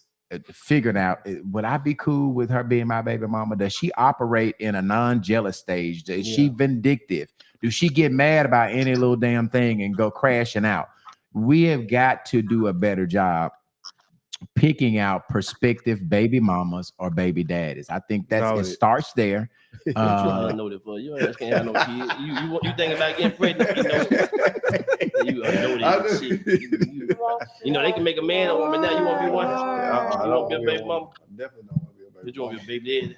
All right, so listen, I think we've covered everything. Is there any other conversations that we need to lend to this effective co-parent conversation? Are we good with that? So here's the thing of it. We need to communicate clearly. We need to listen. Avoid negative conversation. Use I instead of you. Understand that you guys are a team. Compromise. Always be in the sense of, is this the best situation for my child? Mind your own business. Respect boundaries. Be consistent and respectful of other schedules. And to have a great relationship. And not be personal, right? Those are the things that we are saying that you need to do to have an effective co-parenting environment and relationship with your baby mother or baby father. We're gonna go ahead. That's a long list. I gotta do all that shit. We might well stay together. No, for real. No, Pete, no, for real. That's a lot of shit. But it's you got to do those to be effective. Okay. All right. The next conversation we're gonna go to. All right. Do y'all want to go? Let's go to the spinning the block. We want to go there next. Yes. Spinning the block. So let me put on my little things about spinning the block. All right. First of all, I want to put some literature up, Andrea. Go ahead. According to various studies, around 40 to 50% of couples who break up eventually get back together at some point. Though the exact percentage can vary depending on factors like the reason for the breakup and the length of the relationship. One more. Okay. Most of the time, the healthiest thing to do after a breakup is to walk away and not look back, avoiding the mess that's in on and off relationship is ideal. But occasionally, like very, very occasionally, getting back together can be for the best. All right. So what this is saying is 4 to 5 people, when you break up, spin the block and get back together. All right. Before we start talking, I have 3 videos that have 3 different perspectives. Then we'll come back and we'll talk about it. Okay. Here we go with the videos. Person that's hitting you up, that's trying to spin the block, they don't miss you. They don't miss you. Let me say it again. They don't miss you. They're bored. They have nothing better to do. The person that they were entertaining no longer wants to entertain them. They're just trying to fill. They're going through their Rolodex. Who was my favorite dummy? Out of all these dumbass bitches, who was my favorite one? And you got picked. They don't miss you. They do not miss you. They're going to come back around. Y'all going to do the diddly for a little bit. They're going to waste some more time. And then a new bitch is going to pop up. And then they're going to skedaddle out of there. And then you're gonna be like, why would you come back? When they come back and they're like, oh, I miss you, and no, I just really want to see you. I fucked up, and I feel bad, and let me show you I done changed. I done fix my ways. He been fucking bitches, not fixing shit. So just go ahead and go about your day. I would say, yes, you can spin the block on your ex. All right. And if both people have taken intentional time apart to grow in the Lord, grow in their character, grow in personality, and that same person that you're potentially getting in a new relationship with is like night and day, then I absolutely believe that y'all can make it work. They're not the same person. It's literally what scripture says. Like, this person is a new creation. That's right. Old things have passed away. Behold, the new has come. Why? Because they're in Christ. Like that's why the verse starts with, he who is in Christ is a new creation. Not somebody who says, baby, I'm different. Take me back. Take me back, baby. I'm here. Take me back. And it's like, what have you done differently? If that person and you have both done the inner work, taken time apart, not been ex-friends right after the breakup and think that you can just continue on in the same way. Not saying time heals all wounds, but you're not actually intentional with the time that you need to heal those wounds. But you better preach though. Because there is such thing as being apart for a year and a half, 2 years, 3 years, getting back together. But what did you do with that time? So some people, yes, date the same spirit in different bodies, or the same spirit in the same body, because that person did not do anything intentionally with that time. Time does nothing to heal anything if you're not actually intentional with what you do with your time. So yes, I understand, girl, because I'll get angry. Because he keeps coming back, it doesn't mean he wants you. It doesn't even mean he likes you or that you're his favorite. It just means that you are accessible and you keep that door open. So all this back and forth, this toxic love, it's just something about me. He just can't let go. I'm telling you what it is. He sees that you didn't learn from the last time. He ghosted you. He lied to you. He betrayed your trust. And he did all this intentionally. All this was done on purpose. And he sees that that door is still open. And the more you keep allowing him to come back, the worse his behavior becomes. See, you look at it as, well, if I just keep loving him and being loyal to him, it's going to motivate him to change and become a better man for me. No, he see it as, she's accepting me for who I am. All right, 3 different people, 3 different opinions. Well, actually, 2 of them were the same. One of them said spinning the block can be done if there's change, if there's growth, if there's change in behavior. The other 2 is saying spinning the block is never good. Now, I feel like I'm going to know what Webb is saying, but I'm still going to go to her because she has her shades on and she's cooler than a motherfucker. So I'm going to go to her first. Come on, Webb. Webb, spinning the block. Do you think that's a good thing or not? Hell nah. I spent the block and had a baby. Fuck no. For real. Well, why don't you think spinning the block could be good? Just like with friendships, once you cut a person off, you cut them out for a reason. So when you let them back into your life, they usually come back and make it more disastrous than it was before. And you should have just left when it was safe, and then you stay and let them come back and it just go downhill. Once y'all let it go, just be strong, bitch, and let it go. Tristan, what do you think about spinning the block? Are you gonna read some comments? Okay, all right, okay. Patricia said that's shit. That's a cop out. Talbert says I don't agree, and she also said if he fucking bitches, what about the guys we are fucking? So that means what about the girls? The ladies are doing some. And then Patricia also says, but all my exes are exes for a reason. Okay, Tristan, what do you think about spinning the block? You think that spinning the block is a cool thing? Do you not do it? Do you not like it? What do you think about what you're? Shit, I fuck up and do it sometimes because it's comfortable. Like you just comfortable with that person. Right. You just, and I'm a type of person, I don't like people. I get annoyed fast. So I'm more so gonna spin the block because I'm more comfortable with you. You know what I'm saying? Versus starting a new dating scene with somebody else. Right. So have you spent the block before? Is that something that you do? I did it twice. It didn't work out. I Right. don't do it no more. I'm old. Right. Pete, what do you think about spending the block? You laughing. I don't take it serious no more. I'm like, okay, I'm gonna have fun. I ain't spend no block. I mean, He just spinning. most dudes spend the block because they lonely. They ain't met nobody else that got better sex than this other girl. Or dudes are visual. If God producing these girls every day, and so I mean, if I found this one right here, when you break up with me or you left me or whatever for whatever reason, I'm not gonna spend 2 or 3 years working on myself to get back with you. I'm gonna spend 2 or 3 years to get myself better to be the best option for every girl, your home girl, all the girls that I'm gonna be the girl. I'm gonna be the guy that all the girls want. If you leave me, Pete, you sleep with homegirls? No, I'm talking about your home. No, I'm not gonna be with a homegirl. What I'm saying is her homegirl is gonna be telling her, "Girl, I seen him such and such." That's what I'm saying. Okay. So I'm gonna be the dude that all the girls want.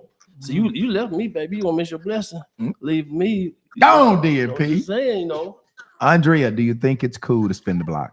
Only if only if, like the lady said, from a spiritual standpoint. I think hell it's no. I'm just spend the block and wait 21 years. Goddamn it, you'll spend that block, Andrea.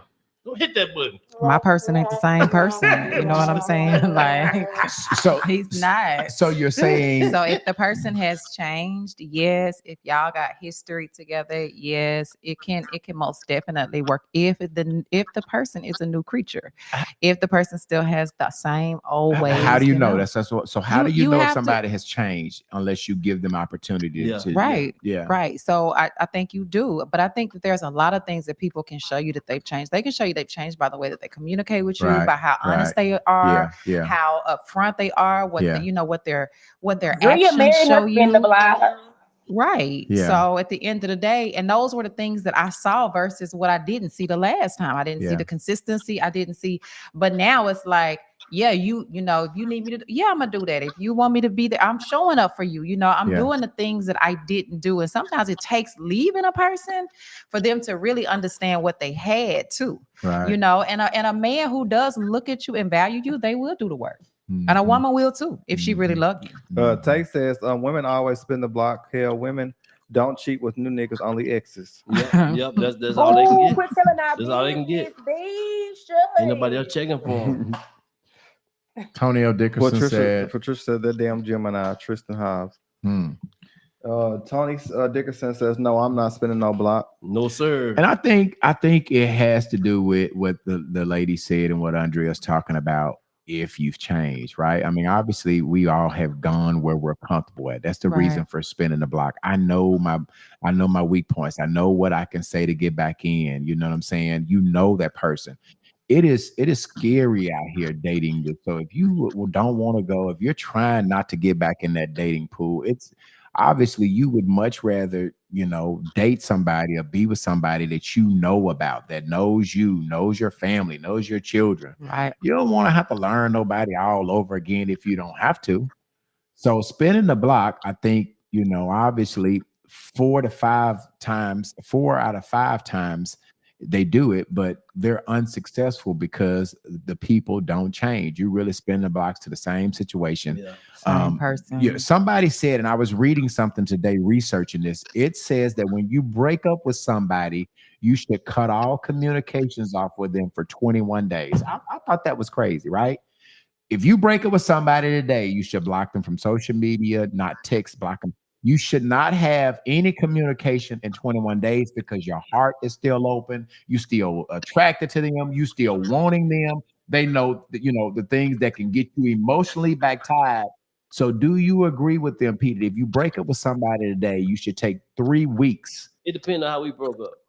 Okay. If she disrespectful, talking to a nigga like a nigga, now I'm gonna block you more than 21 days forever. You done with her. Yeah. I don't want no man, bitch. You don't want a what? I don't want no man, bitch. Them girls be trying to act like niggas. I don't want no man, bitch. Oh, okay. The girls that act like guys. Yeah. No, not the Tristan type of bitch. I'm the man. You know what? You're gonna leave Tristan alone, Anthony. Go ahead. Yes, no, I don't like them girls. So what about kneeling and stunting? Classical case. Yeah. Somebody spinning the block. They've gotten married. They got a baby. They're doing really well. Classical case of somebody spinning the block. And so far, it's working. We don't know how long they're going to be together, but that's a case of somebody spinning the block and actually being successful. Tiny and T.I. too. Just Tiny and she T.I. broke up. They got, I think it can work if two people really want it to work. It can, but then it's it's a thing. Were you not scared that with you, Andrea, were you not scared and thinking that person would change, that you found some things after you spun the block and found out that it hadn't been different? Obviously you take a chance in any relationship, but did that You do. cross your I mind? think that and even in the experience of it, I did see some things that were still the same. And but the thing that made me want to was that the majority of them wasn't, because nobody's gonna be perfect. Right. And people are people, and they are who they are. And I think loving somebody is loving them with how they are Through it all. Through it all. Right. But there was enough change for me to be like, okay, this is real, this is serious, this is that, So yeah. Okay. So I think we've talked enough about spinning the block. The next and last conversation we're going to talk about is crashing out on social media or spazzing out on social media. I will say this first, that this world has come to become a place where we welcome people getting on live on social media and telling all of their business, creating false narratives, having issues, and working these issues out with people that know nothing about them or know anything about their situation, rather than picking the phone up and calling saying, hey, Joseph, I got a problem with you. Let's sit down and talk about it. When I say spazzing out, on social media, back in the old days when Superhead made that book where she was telling all of the people that she slept with, she was frowned upon. Nowadays, in 21st century social media, it is welcome. You do a live about a person you got a problem with. If I got a problem with you, I'm gonna go live with you. There is no getting together and working out. I don't know if you guys saw that Just Hilarious this past weekend was outing the situation with the Breakfast Club. Are you guys familiar with that? Did y'all see that? I want to play a little bit of that, and then we're going to come back and talk about we're going to also talk about tonight's conversation. There's some issues that people are going to social media to out that public platform. I want to play this 3-minute video, then we're going to come back and talk about lashing out or spazzing out on social media. Until I had to leave. You know what I'm saying? Like, I had a baby. In this industry, what I'm doing ain't no right time to have a baby, so you have them when you have them. I don't regret when I got pregnant. I don't. I got pregnant on fucking purpose. That's what I wanted, a baby, and that's what I got. You know what I'm saying? But I wanted Breakfast Club. You feel me? And I'm gonna say this. I don't fucking need to be there. I wanted to be there. I loved being there. That was my shit. You get what I'm saying? Like, that was my shit. I used to be happy as a motherfucker on the radio. Yeah, definitely. I'm not intimidated by no woman walking on this earth. I give a crown to that girl. If you listen to the show, you know. Nigga talking about she tried to be my friend. Excuse me? Ain't nobody trying to be no motherfucking friends. What are we talking about? We just naturally, organically became cool. Once I realized what the fuck was going on, like I said, my anger was misplaced. No, I did not like her. Okay, what she was saying is that when she was on maternity leave, she got the position as the co-host on the Breakfast Club, which is the #1 morning show in the country. She got this position to be a co-host. Then she goes like 2 or 3 months after she gets named the co-host, she gets pregnant and goes on maternity leave. They have this girl named Laura LaRosa, who she comes from TMZ and she does a lot of reporting. They put her on the Breakfast Club. When she came back, because of her style and doing a great job of delivering the news, she never left. So what Just Hilarious is saying, listen, I picked her to come, but why is she not leaving? Why is she doing the segment that they do called Just with the Mess? They let her do a part of it because her reading just couldn't read very well. So they allowed Lauren, for real, they allowed Lauren Ramosa, whatever her last name, to continue. And Jess is basically hating on the Breakfast Club, saying that this girl is trying to take her position. When they get on the show the next morning, they talk about it. Envy and Charlemagne is saying, I don't have an issue with you saying that. What I have an issue is that you didn't talk to us about it. We talk off the record all the time. So why is it that this world is coming to where we're going live? I mean, I know that Tristan goes live a lot, right? I don't give a fuck. Like, I'm gonna meet you where you stand. Tristan, so tell me what, because you are one of those. Now, the situation with Just Hilarious, I would have talked to those people. Right. If I'm close, like if I have a problem with y'all, I'm gonna talk to them. Like, hey, I don't agree with this. Right. Why is Andrea still the co-host? Right. That was supposed to be my position. Like, I'm going to, I'm going to talk to you. I'm not going to go live. Now, if somebody disrespect me on live, if it starts in public, I'm going to give you a reaction in public. So yes. So you're a little bit different. You gonna handle it like you're supposed to. Yes. You're not gonna go. I don't want to click on tonight. And here's another thing. I don't know if y'all understand the tonight's conversation. That podcast is breaking up because everybody there is going crazy. They're all of the hosts are quitting. They're all backlashing and going against Ace Metaphor, the guy, the creator of tonight's podcast, tonight's conversation. It's one of the biggest podcasts. That podcast was doing great numbers. They were traveling to different cities. They were grossing $500,000 per show. And now all of the crew, all of the co-hosts is breaking up, leaving. They're saying that he was sleeping with all of the guests. They said that he was gay. They said that he wasn't paying them. They were playing them. They said you did that. Which one? The gay or sleeping with? Come on, clean that shit up. Clean that shit up. Now, what they said? They said you were doing all this stuff. Which one? They Which one? The gay? Sleep with the girl? Wait a minute, goddamn it. Hold on. Clean that shit up. Wait a minute, goddamn it. They say he was freaky. Which one they say he They did not say he was gay. All right, now You need to goddamn stop it, Tristan. They lying. ain't say about no gay shit now. That's what they said. They said you were drugging them, drugging everybody. Okay, all right. No, they say that. Okay, okay. All right, now. All right, so they said, okay, go ahead, Tristan. What did they say that I did? B-level be fucking all the people that come on, all the co-hosts. That's in their contract. Yeah, he be drugging everybody. They said that must go on in all the podcasts. But Tristan, now you know that I don't deal with they. Mm-hmm. If you can't put a name on it. Oh, Brittany said that. Put a name on it. She said, I do not deal with they. She said, I do not put, I don't deal with, I'm just saying, I don't deal with they. So let's get into, I think they know that they say you was doing something. Well, I haven't slept with not one guest that I hadn't slept with before. What? So in other words, any guest he brought on here, he already if a guest came, and listen, if a guest came on this show, that means I fucked her before she came on the show. Yeah. Okay. Let's just clean it. I didn't sleep with nobody that came on the show after they came on the show. All right. So let's clear that up. The second thing I want to clear up is everybody that I tried to fuck, I did fuck. I don't miss. Hit the button.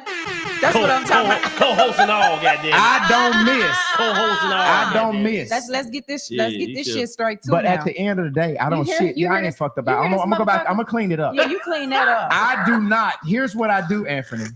I don't shit where I don't eat where I shit. Oh, gotcha. Which means if I'm doing business with you, I ain't trying to fuck on Gotcha. you. Okay, now we understand. That's one rule that I live by.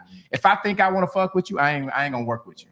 I ain't gonna ask you to be my co-host if I'm trying to fuck you. Because you can't do business with somebody and sleep with them. But let's be very clear, Tristan, so we don't deal in they. Everybody I tried to fuck, I succeeded. Because all I can't get with my looks, I can get with my money. And I'm gonna leave that right there. You know what I'm saying? Hit the button again. Yeah.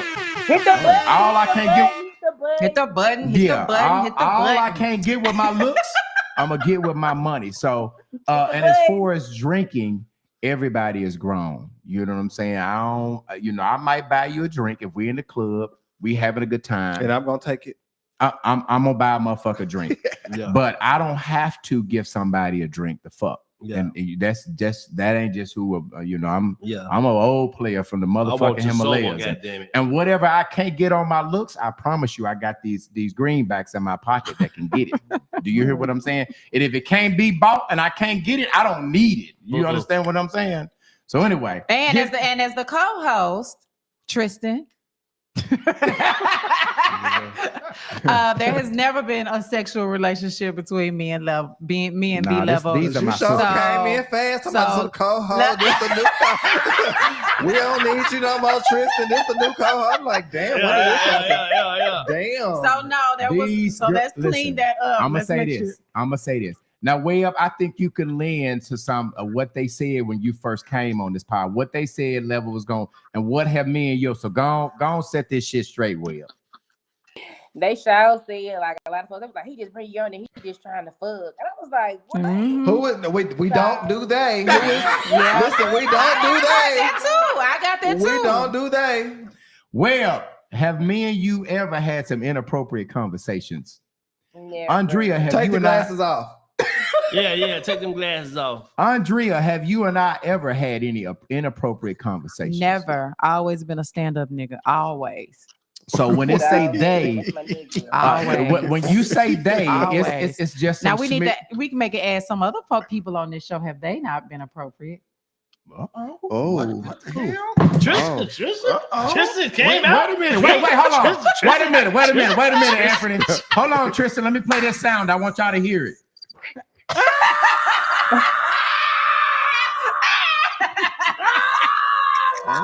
Should we get into, because we don't deal with they. Yeah. Now that's one thing we don't do over here at UTB, right? It's a lot of hating shit going on. Yeah. And I take all of that shit. But when we talk about they, I always say put a name on it. Right?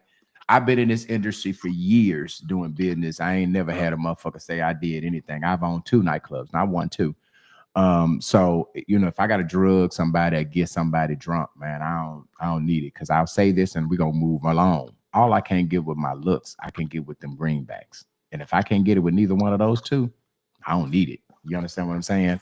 All right, so let's go back. Are we clear on that, Tristan, about day? Okay, I want to make sure. Okay, I want to make sure we cool. Keep going. So anyway, it's a little similar. So. Yeah. So they were saying with the ace metaphor thing is that he was trying to sleep with the guests. He was beating them out of their money. He was playing the ends against the middle. He was basically, example, I play you against Tristan, or I play you against Anthony. And they were saying that he was making them argue in public for ratings. Right. Let's be clear. None of us know what the hell we gonna say when we get. Right. Andre, do I know what the hell you gonna say? No. Tristan, do I know what you gonna say before we get on the air? Anthony, do I know? Well, now we talk about our conversations and about our topics and our point of view. Now with me, y'all don't. But I don't know what the hell these motherfuckers gonna say when they get on the air. Title when I get here. Y'all tell me to turn Anthony's mic over every episode. Turn it off. I don't know what the hell IP gonna say. Lord, I'll be scared. Me too. I thought he was gonna say something about my ponytail today. I don't know what that is. What now? You got a lot of read some of these comments, Tristan. Let me see. Let's see here. Like AB up in this motherfucker. Boy, fuck you. Yeah, y'all too tickle over there. I'm gonna need y'all to. All right, okay. Coming on. That's the problem. You start telling niggas fuck you. You know what I'm saying? Got you wiping from back to front. Shut up. Okay. Tony says, no, I'm not spinning no block. Okay. Let's see. Tony says, value me while I'm in the relationship, not afterwards. I hear you, Tony. Patricia says, hell no. Patricia also says, to me, going on Facebook is attention seeking, simply messy. I totally agree with that, Patricia. Okay, and I'm gonna seek the attention because motherfuckers need to know how motherfuckers doing, and I'm tired of hiding it. So that's why I'm going live and let you hoes know why the fuck I'm going off. But Tristan, couldn't you call them up rather than going live? Because they already know, and I told them to their face. Okay. All But right, I get frustrated, so I want the world to know. Okay. Why you piss me off? Okay, come on with the comments. Yeah, and the fuck at the end. Yeah, say that. Yeah. So Tony says, Drea said, P and you a damn lie. She immediately had to get them straight. Patricia Moore clapping. Patricia Moore say damn level. I mean, you know, I am aware that people, we say names. That people are talking shit. You know what I'm saying? I ain't trying to start no war. I ain't trying to start. What I do know is the bigger you go in life. And I was talking to Dre about this just last week. I tell you guys all the time, the higher you go, the more devils you're gonna have, the more haters you're gonna have. Obviously, that becomes an issue. People are going to say anything they probably can to get motion. Hey man, I have been popular for probably, I'm 50. I've been popular for the last 30 years. This is what I do. So when a motherfucker is talking, I'm over 50. And so I done been in the limelight and been having money and bitches and all of that shit for 30 years. So I ain't new to this. I'm true to this. You understand what I'm saying? So I know that it comes along with the territory and I accept it. As long as you don't do no other shit, no extra shit, I'm cool with you saying that hey, listen, I'm cool with you saying I'm fucking the women. Just don't say I'm fucking the dudes. You understand what I'm saying? I mean, I'm cool with that. So it's cool. I'm just saying I'm cool with that. You know what I'm saying? Just don't say the other thing. You know what I'm saying? I'm cool with that other shit. But well, shit, long as you ain't doing this shit, come on, you ain't got man. shit to worry about it. I wouldn't say what they say. If you ain't doing it, you ain't doing it. We fucking bitches. We fuck bitches so much. One time we go to bitch house. We playing Uno and shit, and the nigga come over there, knock on the door. I said, "Hey man, it's nigga at the door." He said, "I'll be out in a minute, P." Nigga knock on the door again. I said, "Hey man, it's nigga at the door." Below, see the nigga at the door. Below, pull a gun out. "Hey man, I ain't got no problem with you, man." This bitch said she ain't had no man. We go downstairs, get in the car. This nigga left the goddamn keys upstairs in the bitch house. We gotta go back up there and knock on the door like he. That's a true story. That is a true story for real. These females will put you. That's a whole nother show. That's a whole nother show. That's real. All right, Tristan, we got some stories. I'm telling you, I've been fucking with people. But on the real note, I really have calmed down a lot from that. Like I will say I have grown from that.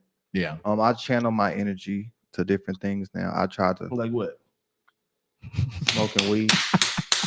That weed calms you down, Tristan. Gives you high, kind of mellows you out a little bit. Yeah. I kind of think before I react. Yeah. Or I just bring it to the podcast. And does that come with just your maturity and just growing? I think it's just my maturity. Like I have to understand like where I'm going to go and what God's has for you. God's has for me. You know, mm-hmm. So I have to kind of be. What ticket your pussy hair? I ain't got no pussy hair, motherfucker. I get pussy. I don't got no pussy hair. Shit. You say, but anyways, but go ahead. I just feel like I need to kind of direct my frustrations in other ways. Yeah. Because I don't want people to just see that. Because people just see that, they don't know what comes before that, and I don't want to have to explain myself all the time of why I did that, even though somebody else might be in the wrong. I don't want people to create a narrative where I'm gonna always be rah all the time. Mm-hmm. But I can really conduct myself in a professional and we're going to talk about some of the lives that you done in our episode on Wednesday when we do our sit downs and some of the beefs. And by the way, if you're just joining on Wednesday, we're getting ready to do a spinoff of the UTB. It's going to be Sit Down with Tristan's. We're going to start this Wednesday talking about a beef that Tristan had, but we want people that have issues with other people, whether it be baby mamas, whether it be, business people, ex-friends. We want you to Business come on the associates. platform and sit down with Tristan. We're going to get to the bottom of it. It's going to be on Wednesday. So we're going to still go on Sunday, right? We're going to still have our regular episodes on Sundays where we deal with all of the issues that we deal with on Sundays. And then on Wednesday, we will have a midweek section and we're calling it Sit Down with Tristan. And the people that are having issues or problems, we're going to turn the platform over to you to get some advice on how you work through your differences. And it's starting this Wednesday. I'm going to host it with Tristan and another guest. And then after Wednesday, if you want to come on and you got somebody that you have a beef with, that you want to welcome them to come on the platform and get through the beef, get some great common sense, get some great advice, we are taking guests. All right. Inbox myself, inbox Tristan about guests for the Sit Down with Tristan. And we're starting on Wednesday. We're going to do that midweek. Okay. They're going to be calling you Tristan. They're going to be on there about Will. Yes. Every week they're going to somebody going to call you about Will. Brian. Ooh. Will. I got to get ready, y'all. Well, why you got these glasses on? I got 3 blind mice in this motherfucker. All right, Webb, are you ready to do our the news you can use? Are you ready, Webb? Are you ready? Yeah, but before we get started, I want to spin off shout too. You want to listen, Webb? You already have the news you can use. How many shows you want? You just got on. Come on, calm down, baby. Baby steps. Yeah. You got your own show and you ain't even been on here 3 months. Like, y'all got to take me slow. Y'all got to calm down. Well, I got seniority. When he wants to get. Calm down. He don't want to show. He don't want to calm down. On Tuesdays, no. I want another Sir. spin off. Nah, I have to do my show with y'all. You already got people threatening us. We got hate mail coming in the mail. No. People trying to fight You us get in one clubs, day. putting all Your kind 30 of minutes. shit. That's it. We don't need no more news. No, well, we gonna name you the crash. You the crash out of the league. You the crash Yeah, stand up and do your news, Will. Stand up and do your news. Stand up and do it. let me get our drop. Hold on a second. Let me get it, Webb. She got her own drop and everything. Stand up, Will. Tristan, you just gotta get you one. And we're talking about it. It's in the news. With Chris Webb. All right, Chris was all over Houston, Texas this weekend, outside at the hookah bar with her girlfriends partying. And today she got on shades and she's reporting the news you can use. Where what did you have going on this week? Okay, so besides Nick charging $3,700 for daycare, fires catching out all over the city, and Tristan pole dancing, these people had to work. Yeah. You got that. I didn't have enough video. You told me to put it in. Say that You told me to put it in. Listen, boy, Wait a I'm minute, grown. what is And if listen, I'm grown. I ain't never seen about pole dancing church socks. And if I want to make some extra money on the side, that's my business. Where's the video? Well, You I gotta got go that to motherfucker. you gotta go to Tristan's page.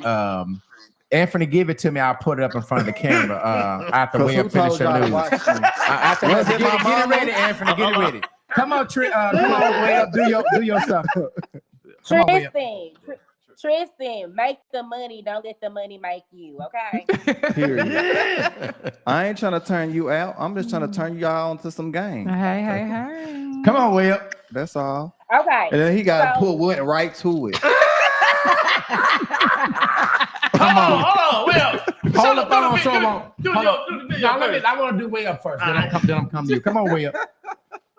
Okay, so I hate y'all. Monday, Let me turn y'all mics off. So Monday we had a granny. She was going to court for whatever reason, and something happened, and they ended up like jumping on her, and they jumped the granny.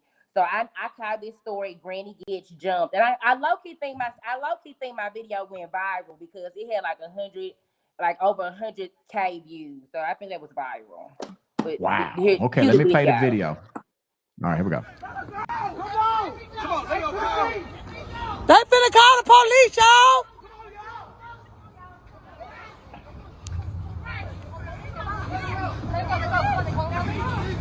Y'all, they calling the police. Who mama stuff is this, y'all?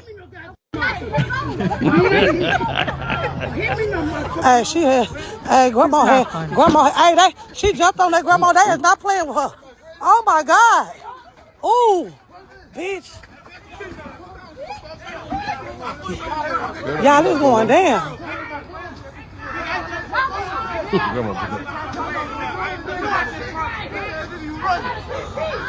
Y'all, this woman is an old lady.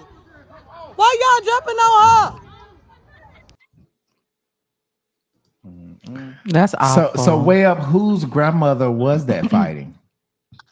Okay, so listen, and I think you can attest to this as well. You know, back in the day, in my day, in our day, you know, when the elderly did things, you know, we just be like, oh, it never crossed our mind to attack an older person. We would just shut the fuck up because that is the grace that you get for being old, you know? And it's just like, to me, they was like, well, she hit somebody. She's a grandma though. Still, I know it may not be okay. But it's just like these kids are new that you put your hands on me, I'm gonna beat your ass. And I'm like, dang, she was a grandma, you know, she's a grandmother. I mean, she's old. These kids are so they don't respect their elders. They are so disrespectful. I didn't see her. Did she throw a lick or I didn't see her swing? I didn't either. She was on the ground. They said she hit a pregnant girl. They said she had hit a pregnant girl. And I mean, I feel like if the pregnant girl went on the ground or something major like that, then oh, wait a minute. She was a grandmother. Wait a minute, Webb. That's totally different, Webb. So, and I'm gonna ask everybody on the platform if grandmama. But her daughter spoke out and said that she didn't touch anybody. Okay, that's different. But if grandmama threw the lick first, do grandmama deserve to get her ass whooped? Like, no, not like that. Not like that, but she can when get slapped. Your mama hit you upside I hit in her left titty, but I ain't gonna beat her down. What you say, Webb? I said if your mother hit you upside your head, you gonna hit your mama big? No, that's different. That's different. Yeah, that's my mama. Mother, she's an older lady. Their mother, not my mama. I mean, okay, go first, Anthony. Well, the bitches out there in the street getting their ass whooped, they somebody mama too. But I mean, if we the same age, can get it. But I'm not gonna go. If a grandmother slapped me, I'm like, oh, grandma, I'm sorry. When you used to watch the movies back in the day and them grandmas were slapping folks upside the head, they'd be like, damn, grandma, I'm sorry. It wasn't no. But it'd be their own grandma, though. Yeah. But like Tristan is saying, that's different when it's your grandmother. My question to y'all, if a random grandmother slaps you, do you have the right to slap grandmama back? If she not your grandmother? Webb is saying no. Tristan, what are you saying? Shit, that was me. I'm calling my grandma. Shit. It takes a while for grandma to get there. Shit. Anthony, you saying she don't get? I'll probably do something else. I ain't gonna hit her. I ain't gonna beat her down like that, And I think, obviously, grandma, that hopefully it don't hurt. I mean, obviously she just smacking. You just might just push her off and not just jump on it. You understand what I'm saying? Yeah. But I guess the point of it being is, I didn't see grandmama throw no punches, but grandmama should not be throwing no punches and fighting. And what in the video, I didn't see any of that. Okay, Webb, let's go ahead to your next story. Okay, so my next story is, so we had some people, it's getting hot outside down there. When it gets hot down there, y'all get to getting itchy and fighting and shit. So we have another fight that broke out in front of DHS. Here we go. Uh-oh. And this does not have sound in it. She got and them the Chris quality shorts is on. poor. And everybody was asking me who it was, and I did find out who it was. Who was it, Webb? Trey Dunn Company. Who was it? Trey Dunn and Company. They got them shorts on like you be wearing, Webb. Them will be them fighting shorts. Let's get it. Oh, that's it. She pulling them down. Yeah, pull them out you. Yeah, they still rolling. Ooh. They going in slow motion though. Ooh, she windmilling. The girl in a dike. Oh, the other girl trying to swing. That video is terrible though. Look at the lady. She just walking over like, okay. How you like in the fighting? Yeah, that poor. They say everybody was saying fire the camera in too. Yeah. That video was terrible. That video was terrible. Okay, go ahead, Webb. Okay, so we have another Ken in the news, and I just suggest if his name is Ken, do not let that nigga in because he is gonna do some fuck shit. Okay. So we had, and this is a sad story for real, y'all. But his name is Kenneth Parker, and he unalived his girlfriend Tanya this week. And these is what it allegedly is flying in the air is that she found out about his, his closet identity. Like he messes with trans men, and he's ultimately, gay. And they said he's a sloppy drunk drinker, and when he gets drunk, he likes to only fight on women. And what's interesting about Kenneth Parker is he literally had a charge back in 2023 for the same thing. And guys, I should have sent it to you. B-level, they look almost identical. Beat the fuck up, just crazy looking, just out of control. And so it's a sad story, but I want women to just always be aware, like do background checks on these folks. You can just I can go to the streets right now and ask about any nigga, and these folks gonna be like, oh, whoop-de-woo. You have to do background checks on people. You can't just be dating people and not go check their background. Like but these are charges. That is a mugshot. Yeah, these are charges, but you're innocent to proven guilty. Okay, you so don't show if he was found, Yeah, so what P is saying is this is what he was arrested on. Obviously, this was back in 2023, August the 5th of 2023. So this is obviously he kind of look identical face. So obviously the people that he's fighting is fighting back. Yeah. These are scratches on him. In the comments level, and they also said that a girl was like, my mama used to talk to him, and he had my mama hanging off a balcony. Allegedly, but I was like, goodness gracious! You should have called your daddy then. And so let me say that Patricia Moreland is saying that this is her little cousin. So Patricia, let me put her up there.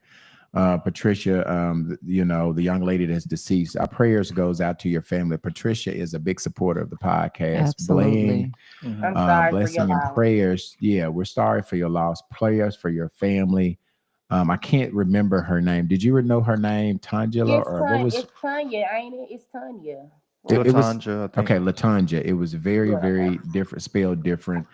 I saw a lot of love that people was giving this young lady on Facebook. That she knew her. She was a great soul. Patricia, our condolences go to your family. We will keep you in our prayers as your family is going through this. Patricia, does this young lady, Webb, do you know if she has any children? And she does. Yes, and that's the even more she has sadder 3. part. Happening in That's front of even the more kids. sadder part. That's even more sadder part. This man did all of this in front of the lady's children, and so he got a lot of different charges trying to intimidate the witness and things like that. But she definitely had 2 beautiful daughters, and they did witness their mother, passing away. Oh Lord, Sad. Jesus. Well, like I said, obviously, prayers are with her friends and family. This young lady did not deserve that. I heard that she was stabbed. Is that how she died? He stabbed her? I've heard Allegedly. multiple stories. I've heard stab. I heard he cut her throat. I'm unsure about the details. I just know she's unalive right now. Tay said that's his brother's children. Tay, appreciate apologies, and prayers to your family as well. We just I mean, obviously our prayers are going to be for the children. How many children do she have? Do anybody know? 2 daughters, right? Just 2 daughters. I don't know. Okay. Prayers for Patricia. Let us know how many daughters she has. Prayers for the family and the daughters. Hopefully that y'all can get the daughters some help. Obviously, seeing their mother being murdered is probably something that they're going to have to live with the rest of their lives. So hopefully you guys can get those daughters some psychological help, some stuff that can help them, figure their way through that. So prayers to your family. She has 3. Had 3. I thought it was 3. Okay, that's what Octavia said. 3. Yeah, okay. 3. Okay, so Right. I'm sorry, my apologies. Yep. Okay, go ahead, way up. Okay, so I know you didn't heard the headlines about what's been going on in national news. So the beloved rapper Yella Beezy unfortunately went to jail for a murder to hire of Mo 3. So this happened on Thursday. Mo 3 was killed back in This was a long time ago, right? I mean, obviously, this was Been about 5 years. Been 5 years ago. Yeah. Here's capital murder that they've charged him with. Do we know, Webb, why it took so long to make an arrest for Yellow B? Why did it take so long? I mean, Well, like I always say, my news is only as good as my sources. So of course, some shit that went on. I guess he wasn't doing what he's supposed to do, but a snitch came forward. So somebody actually snitched on him, and he provided the police with money wires and text messages of the arranged murder to hire him. So they have evidence showing that he's been doing transactions about this hit. And everybody is like, come on, BZ, how you gonna do that? Everything is done in person, FaceTime, and cash only. And so, I get when you think you get away with something, then God come hit you and you be like, life just turn your life upside down. But yeah, that's how actually he got caught, is the person that he was doing the dirt with told the police. And maybe he could have got hit with something. He was like, hey, I got Yellow BZ. He killed Mo 3 and he got the proof. I'm sure that's the issue too. He might have caught a charge and now he's trying to get out of jail. Who knows? And all of these things, as always, are allegedly. Obviously, we wasn't there. Obviously, we wasn't there. So, like P said a minute ago, everybody is innocent until proven guilty. Right. And so, I hate that. That's an unfortunate situation. Obviously, he'll get his day in court to prove the evidence of what they have to be able to substantiate the charge. Is this a federal? Is this a federal charge? Is this a federal charge or a state charge? And this is fed, and he got a $2 million bond. And I think they said that he did bond out. So. Yeah, and 10% of 2 million is $200,000. I would just stay there. Yeah. Well, I mean, obviously, P, he a millionaire, so he could be out making more money. He don't want to stay in for $200,000, and he could probably make that in doing shows. And I may not go to court for 6 months. Who knows? Depending on systems. Yeah. Well, I hate that for both families. Yes, both families. If it is true, all this stuff is allegedly, but obviously, I mean, it's it's going to take two people away from their loved ones. Right. So it's not a good thing for nobody. Yeah, everybody lost in this. Yeah. Okay, is that all you got? Yeah, I just got a question for P though. God damn. Hold on, get the color. What is your question for P? What's your question? I hate you, B. No, not if you're gonna keep them glasses on. Go ahead. Listen, P, you been using your Christmas present I got you. Nah, you ain't brought me nothing over to use it on. What did he get? What you get? He got some condoms. I ain't got one of them things you got. So Webb bought Anthony P some condoms, and what else? It was two things. Some handcuffs. Yeah, And you want to know if P been using them, huh? She ain't gave me nothing to use it on. You got all this sexual energy and do that. I just want to make sure my co-host, I just want to make sure my people is being safe. That's all. You got but now I still got it. It's still in the box, baby. And so this week we had it was pretty strange. We had one of our co-hosts. Give me the video. Oh yeah. Y'all is messy, boo. Give me. They said y'all was messy. Give me the video. We had one of they said they was messy. All right, this is one of our co-hosts right here. Look at him. Hey, yo, what am look at him in the church socks. Look at the church socks. Oh, look at them church socks.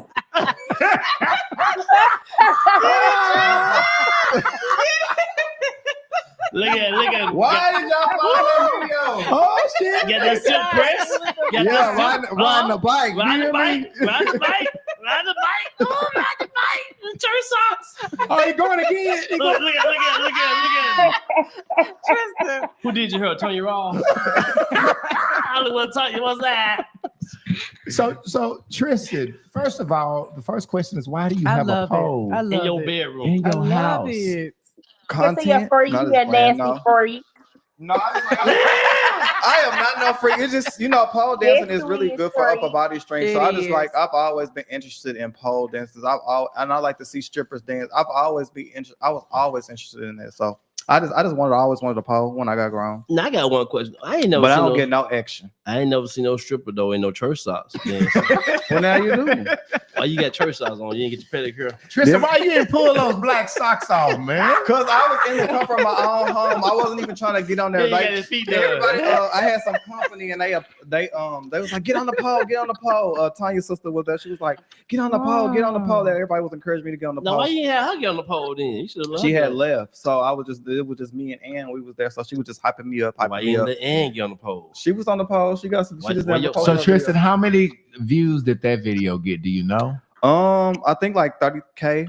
Oh my goodness. 30, 40K. So while we have one of our co-hosts on a pole, is in church, we have another co-host that's in Houston for the weekend, and she coming on with her shades. Looking Webb, like 3 you was LW. outside this weekend. What were you doing in Houston, Webb? What let me ask you this. Did you meet somebody? Did you get you some, Webb? Good girls don't tell well. Webb said she don't like niggas. Girl, Yeah. come on. That's why you my sister. Be level. Just know I was outside. You seen me outside. Well, Webb, I can tell. If I'm gonna guess, if I'm gonna be a bed man, I am a bed man, and I'm gonna bet that you did. Webb, you came on today. You had your motherfucking shades on. You didn't go off on nobody. You didn't cuss no. She got a You didn't skitty cuss strap nobody on. out. You said what? Tristan? She got her skitty scrap on. Yeah. She didn't get her back pushed in. Well, I think everybody is saying that we feel like you probably got you some down there in Houston because you smiling, you easy to deal with, you ain't glowing. You glowing. Good girls don't tell. No, when I do go outside, you know what I'm saying? My folks look out for me. We be having sections. I ain't gotta stand. I'm sitting, hookah, sipping. So, you know, I'm just chilling. I be in a room with a full of Sipping bad on some- bitches, you know. No niggas allowed. Oh Lord. All right. So listen, I think we are about to end this thing. Do we have Let me see. Let me go. I'm gonna read a few comments. Okay. Tay says she has 2 daughters and 1 son. That's what I figured. Okay. Shawan says sorry for the children. Shawan also says, can we talk about Big U? I don't know what that means. I don't know what that is. Yeah, Big U is a person, and he's a person that I don't know if he was involved in it, but I think he got some involvement in it. Involved in what? In the murders. Oh, which one? Big U. Big U is an individual. Okay. Okay. We don't know. Hey, Shawan, we don't know anything about that. You got to bring us up to speed. None of us know about the Big U situation, so we can't talk about it. Obviously, we don't know about it. Go ahead, Tristan.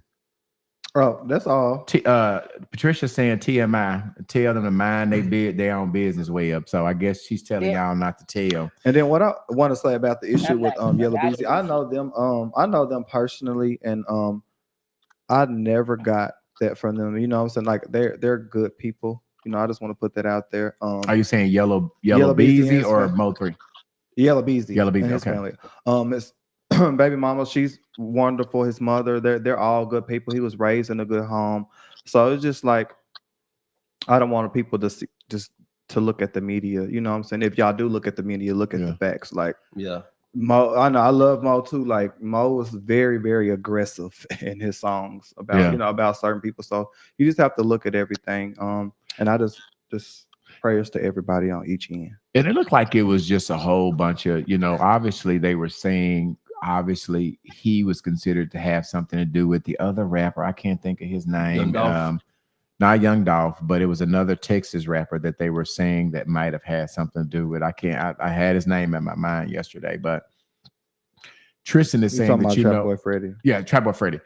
Tristan is saying you know of him, you know of his family, so obviously you was not with him all the time, but you know that he comes from good background, good stock, good parents, good people. Yes. Yeah. They didn't lock the people up though. Huh? They didn't lock the mama and the people up though. Shut up, Anthony. Shit. I'm just saying, that's why they good people. That's why they ain't locked up. But go Him ahead. and his family are good people. That's what I'm saying. Yeah. To that part because your mouth is open. So what I hear you say, motherfucker, you better hold on, motherfucker. We ain't got about 3 more minutes. What you want to do? We can go live and get some ass whooping going on. Shit, we ain't gotta go live. We here. So listen. So obviously, as Andrea said, just players for both of them. We don't know what happened. Obviously, reporting the news. It was in the news. If he's innocent, hopefully we want that to be justified, and they'll have their day in court, and hopefully he'll be exonerated. Whatever charges that he wasn't guilty of doing. Is there any other order of business? I do need to say this Wednesday, join us this Wednesday, sit down with Tristan. I'm going to be talking to Tristan and one other person that has an issue with Tristan Hobbs. We're going to be diving into that. And then thereafter, we want people to come on and work out their differences. If you have issues with people, you have some problems and you want to come, we're going to lend the platform to you to come and help you get some solutions to whatever your issues are. All right. You don't even have to come to us. We can bring you to, you don't have to come to us. We can send you through Zoom. You can do it right from the comfort of your own home. And it's going to be hosted by Tristan Hobbs every Wednesday. It's a spinoff of the UTB, and we're calling it UTB Sit Down with Tristan. Any other order of business? Andrea, talk about your event. It's coming closer to it. Yes. I don't have the address in my head. I have to think about it. You and this address. You didn't send me the information, Andrea. Just Okay. tell us about the event. Wait. I asked you, Andrea. He did. Did you send me And any information, I forgot. Andrea? I Okay. did. He said he's gonna make me flyer, and I forgot. You did. You said send me the information that. She hating on me. Hit the button. She hating on me because I said Webb got her some. That she come on with a cool Mod glass. She hating me. Go ahead. Come on with So your anyways, event. is that Berean Baptist? I'm trying to recuperate from all that drinking. I do not drink. It is no sun in your house. Why the hell you got shades on, Webb? Ain't no sun in your house. I'm the son, nigga. Go ahead, Andrea. So we're having an event Last Saturday of the month from 10 to 12. May run up to about 1 o'clock, but anyways, we're going to start off at 10, and we're just going to be we are wanting anyone to come out who has a loved one who is incarcerated. We will kind of be talking about clemencies, pardons, and the beginning processes of motions, and just how to help your loved ones, how to stay connected, organizations that you can kind of get involved in that can kind of give you some support and kind of go from there. Again, it's at Berean Baptist Church. That's in North Little Rock, Arkansas. And I want to say it's at 4209 Rogers. We'll have the address. Yes. Just we'll look it up. this week. And the time again is 10 to 12. 10 to 12. It's this Saturday, y'all. It's this coming up Saturday from 10 to 12. I think everybody on the UTB except Webb said that they're going to be there and stop by. I'm going to make sure that I'm there the whole time. Anthony said he's going to pull up. Tristan said that he's going to pull up. So the whole UTB crew will be there this Saturday, 10 to 12. Everybody has somebody that are loved ones that are locked up and that are incarcerated. You can get some great knowledge from this event. All right. If you got loved ones, I know Tony had asked me to give the address. I think she's on here. Tony, if you'll just tune in, we will have the address that we will post this week. We will have a flyer up this Saturday, and we will talk more about it on Tristan's thing on Wednesday. We'll have more information and we'll keep you updated. We'll give you all of that information on Tristan's sit down with Tristan on Wednesday. Okay, we should have a flyer there. Okay, Anthony, you got anything you want to get out there? You need to put. No, I ain't got nothing this week. We just grind and staying out the way. Okay, Tristan, you got anything going on with you over at the shop you need to put out? Leave out y'all specials. Ponytail special, man buns, none of that. Tristan has a man bun. He got a man we bun. do man weaves too. Look at him, get his man bun. Yeah, tell him to take their head off. Yeah. Let's see, do he need a we do trim. We trim beards. Let's see, do we need oh yeah. I do have a wax business that I'm about to start. I'm doing female waxing, not niggas. Female waxing. So if you bring your mom out there, your girlfriend, your sister, your grandma, get them gray hairs off their thing. Are you playing or are you for real? For real. Look. It sounds like some sexual activity. It does sound like that, because I think you got to be an esthetician. Pussy got me at that. Pussy got, I'm talking about not like that. I'm talking about pussy got me. You kissed the bite. Pussy got me in that. So I'm just trying to do something. I can Anthony, see it all how day. are you going to be able to control yourself and you around them all day? Like if you are doing waxes, it's all hair under your arms, all of you're doing all body parts that has hair in, right? Yeah. Yes. And He gonna be in the news. And you must coach your booty clean. You got to coach your booty clean. Your booty ain't clean. Web, look another for it, okay? $200. Look for a Web. Web, do not report P if somebody get him. Let him. Web gonna be at the front desk. Web is gonna be. Nah. Web gonna be at the front desk. He running a whorehouse. That's what it sounds. P, are you for real or you playing? Yeah, I'm a Star West business for real. Now you for real? I believe it. Yeah, yeah. Y'all Where get you the gonna booths get over your there. Y'all get the certification? booths over there. For rent over there. Y'all You're shop. not doing that. I need to do it. I need to do it in your shop. You do the you do the do the head. I'm gonna do the thing. You're not gonna have us in the news. Yeah. All right, I think you've had 2 hours of us. You probably had as much as you can take. Listen, we're gonna see you this Wednesday. You don't have to wait Sunday. All right, we're gonna have a midweek episode. Sit down with Tristan, but I'm gonna orchestrate a conversation with Tristan and somebody that has some difficulties, and we're gonna talk about it. We'll do a promo that lets you know who that person is coming up probably tomorrow. You'll have a couple of days. Wednesday at 7 p.m. You don't have to wait to Sunday to get to us, okay? If we don't have any other order of business, we will see you next Sunday. Same bad time. Same bad channel. Right. Good night, y'all. Good night. Good night.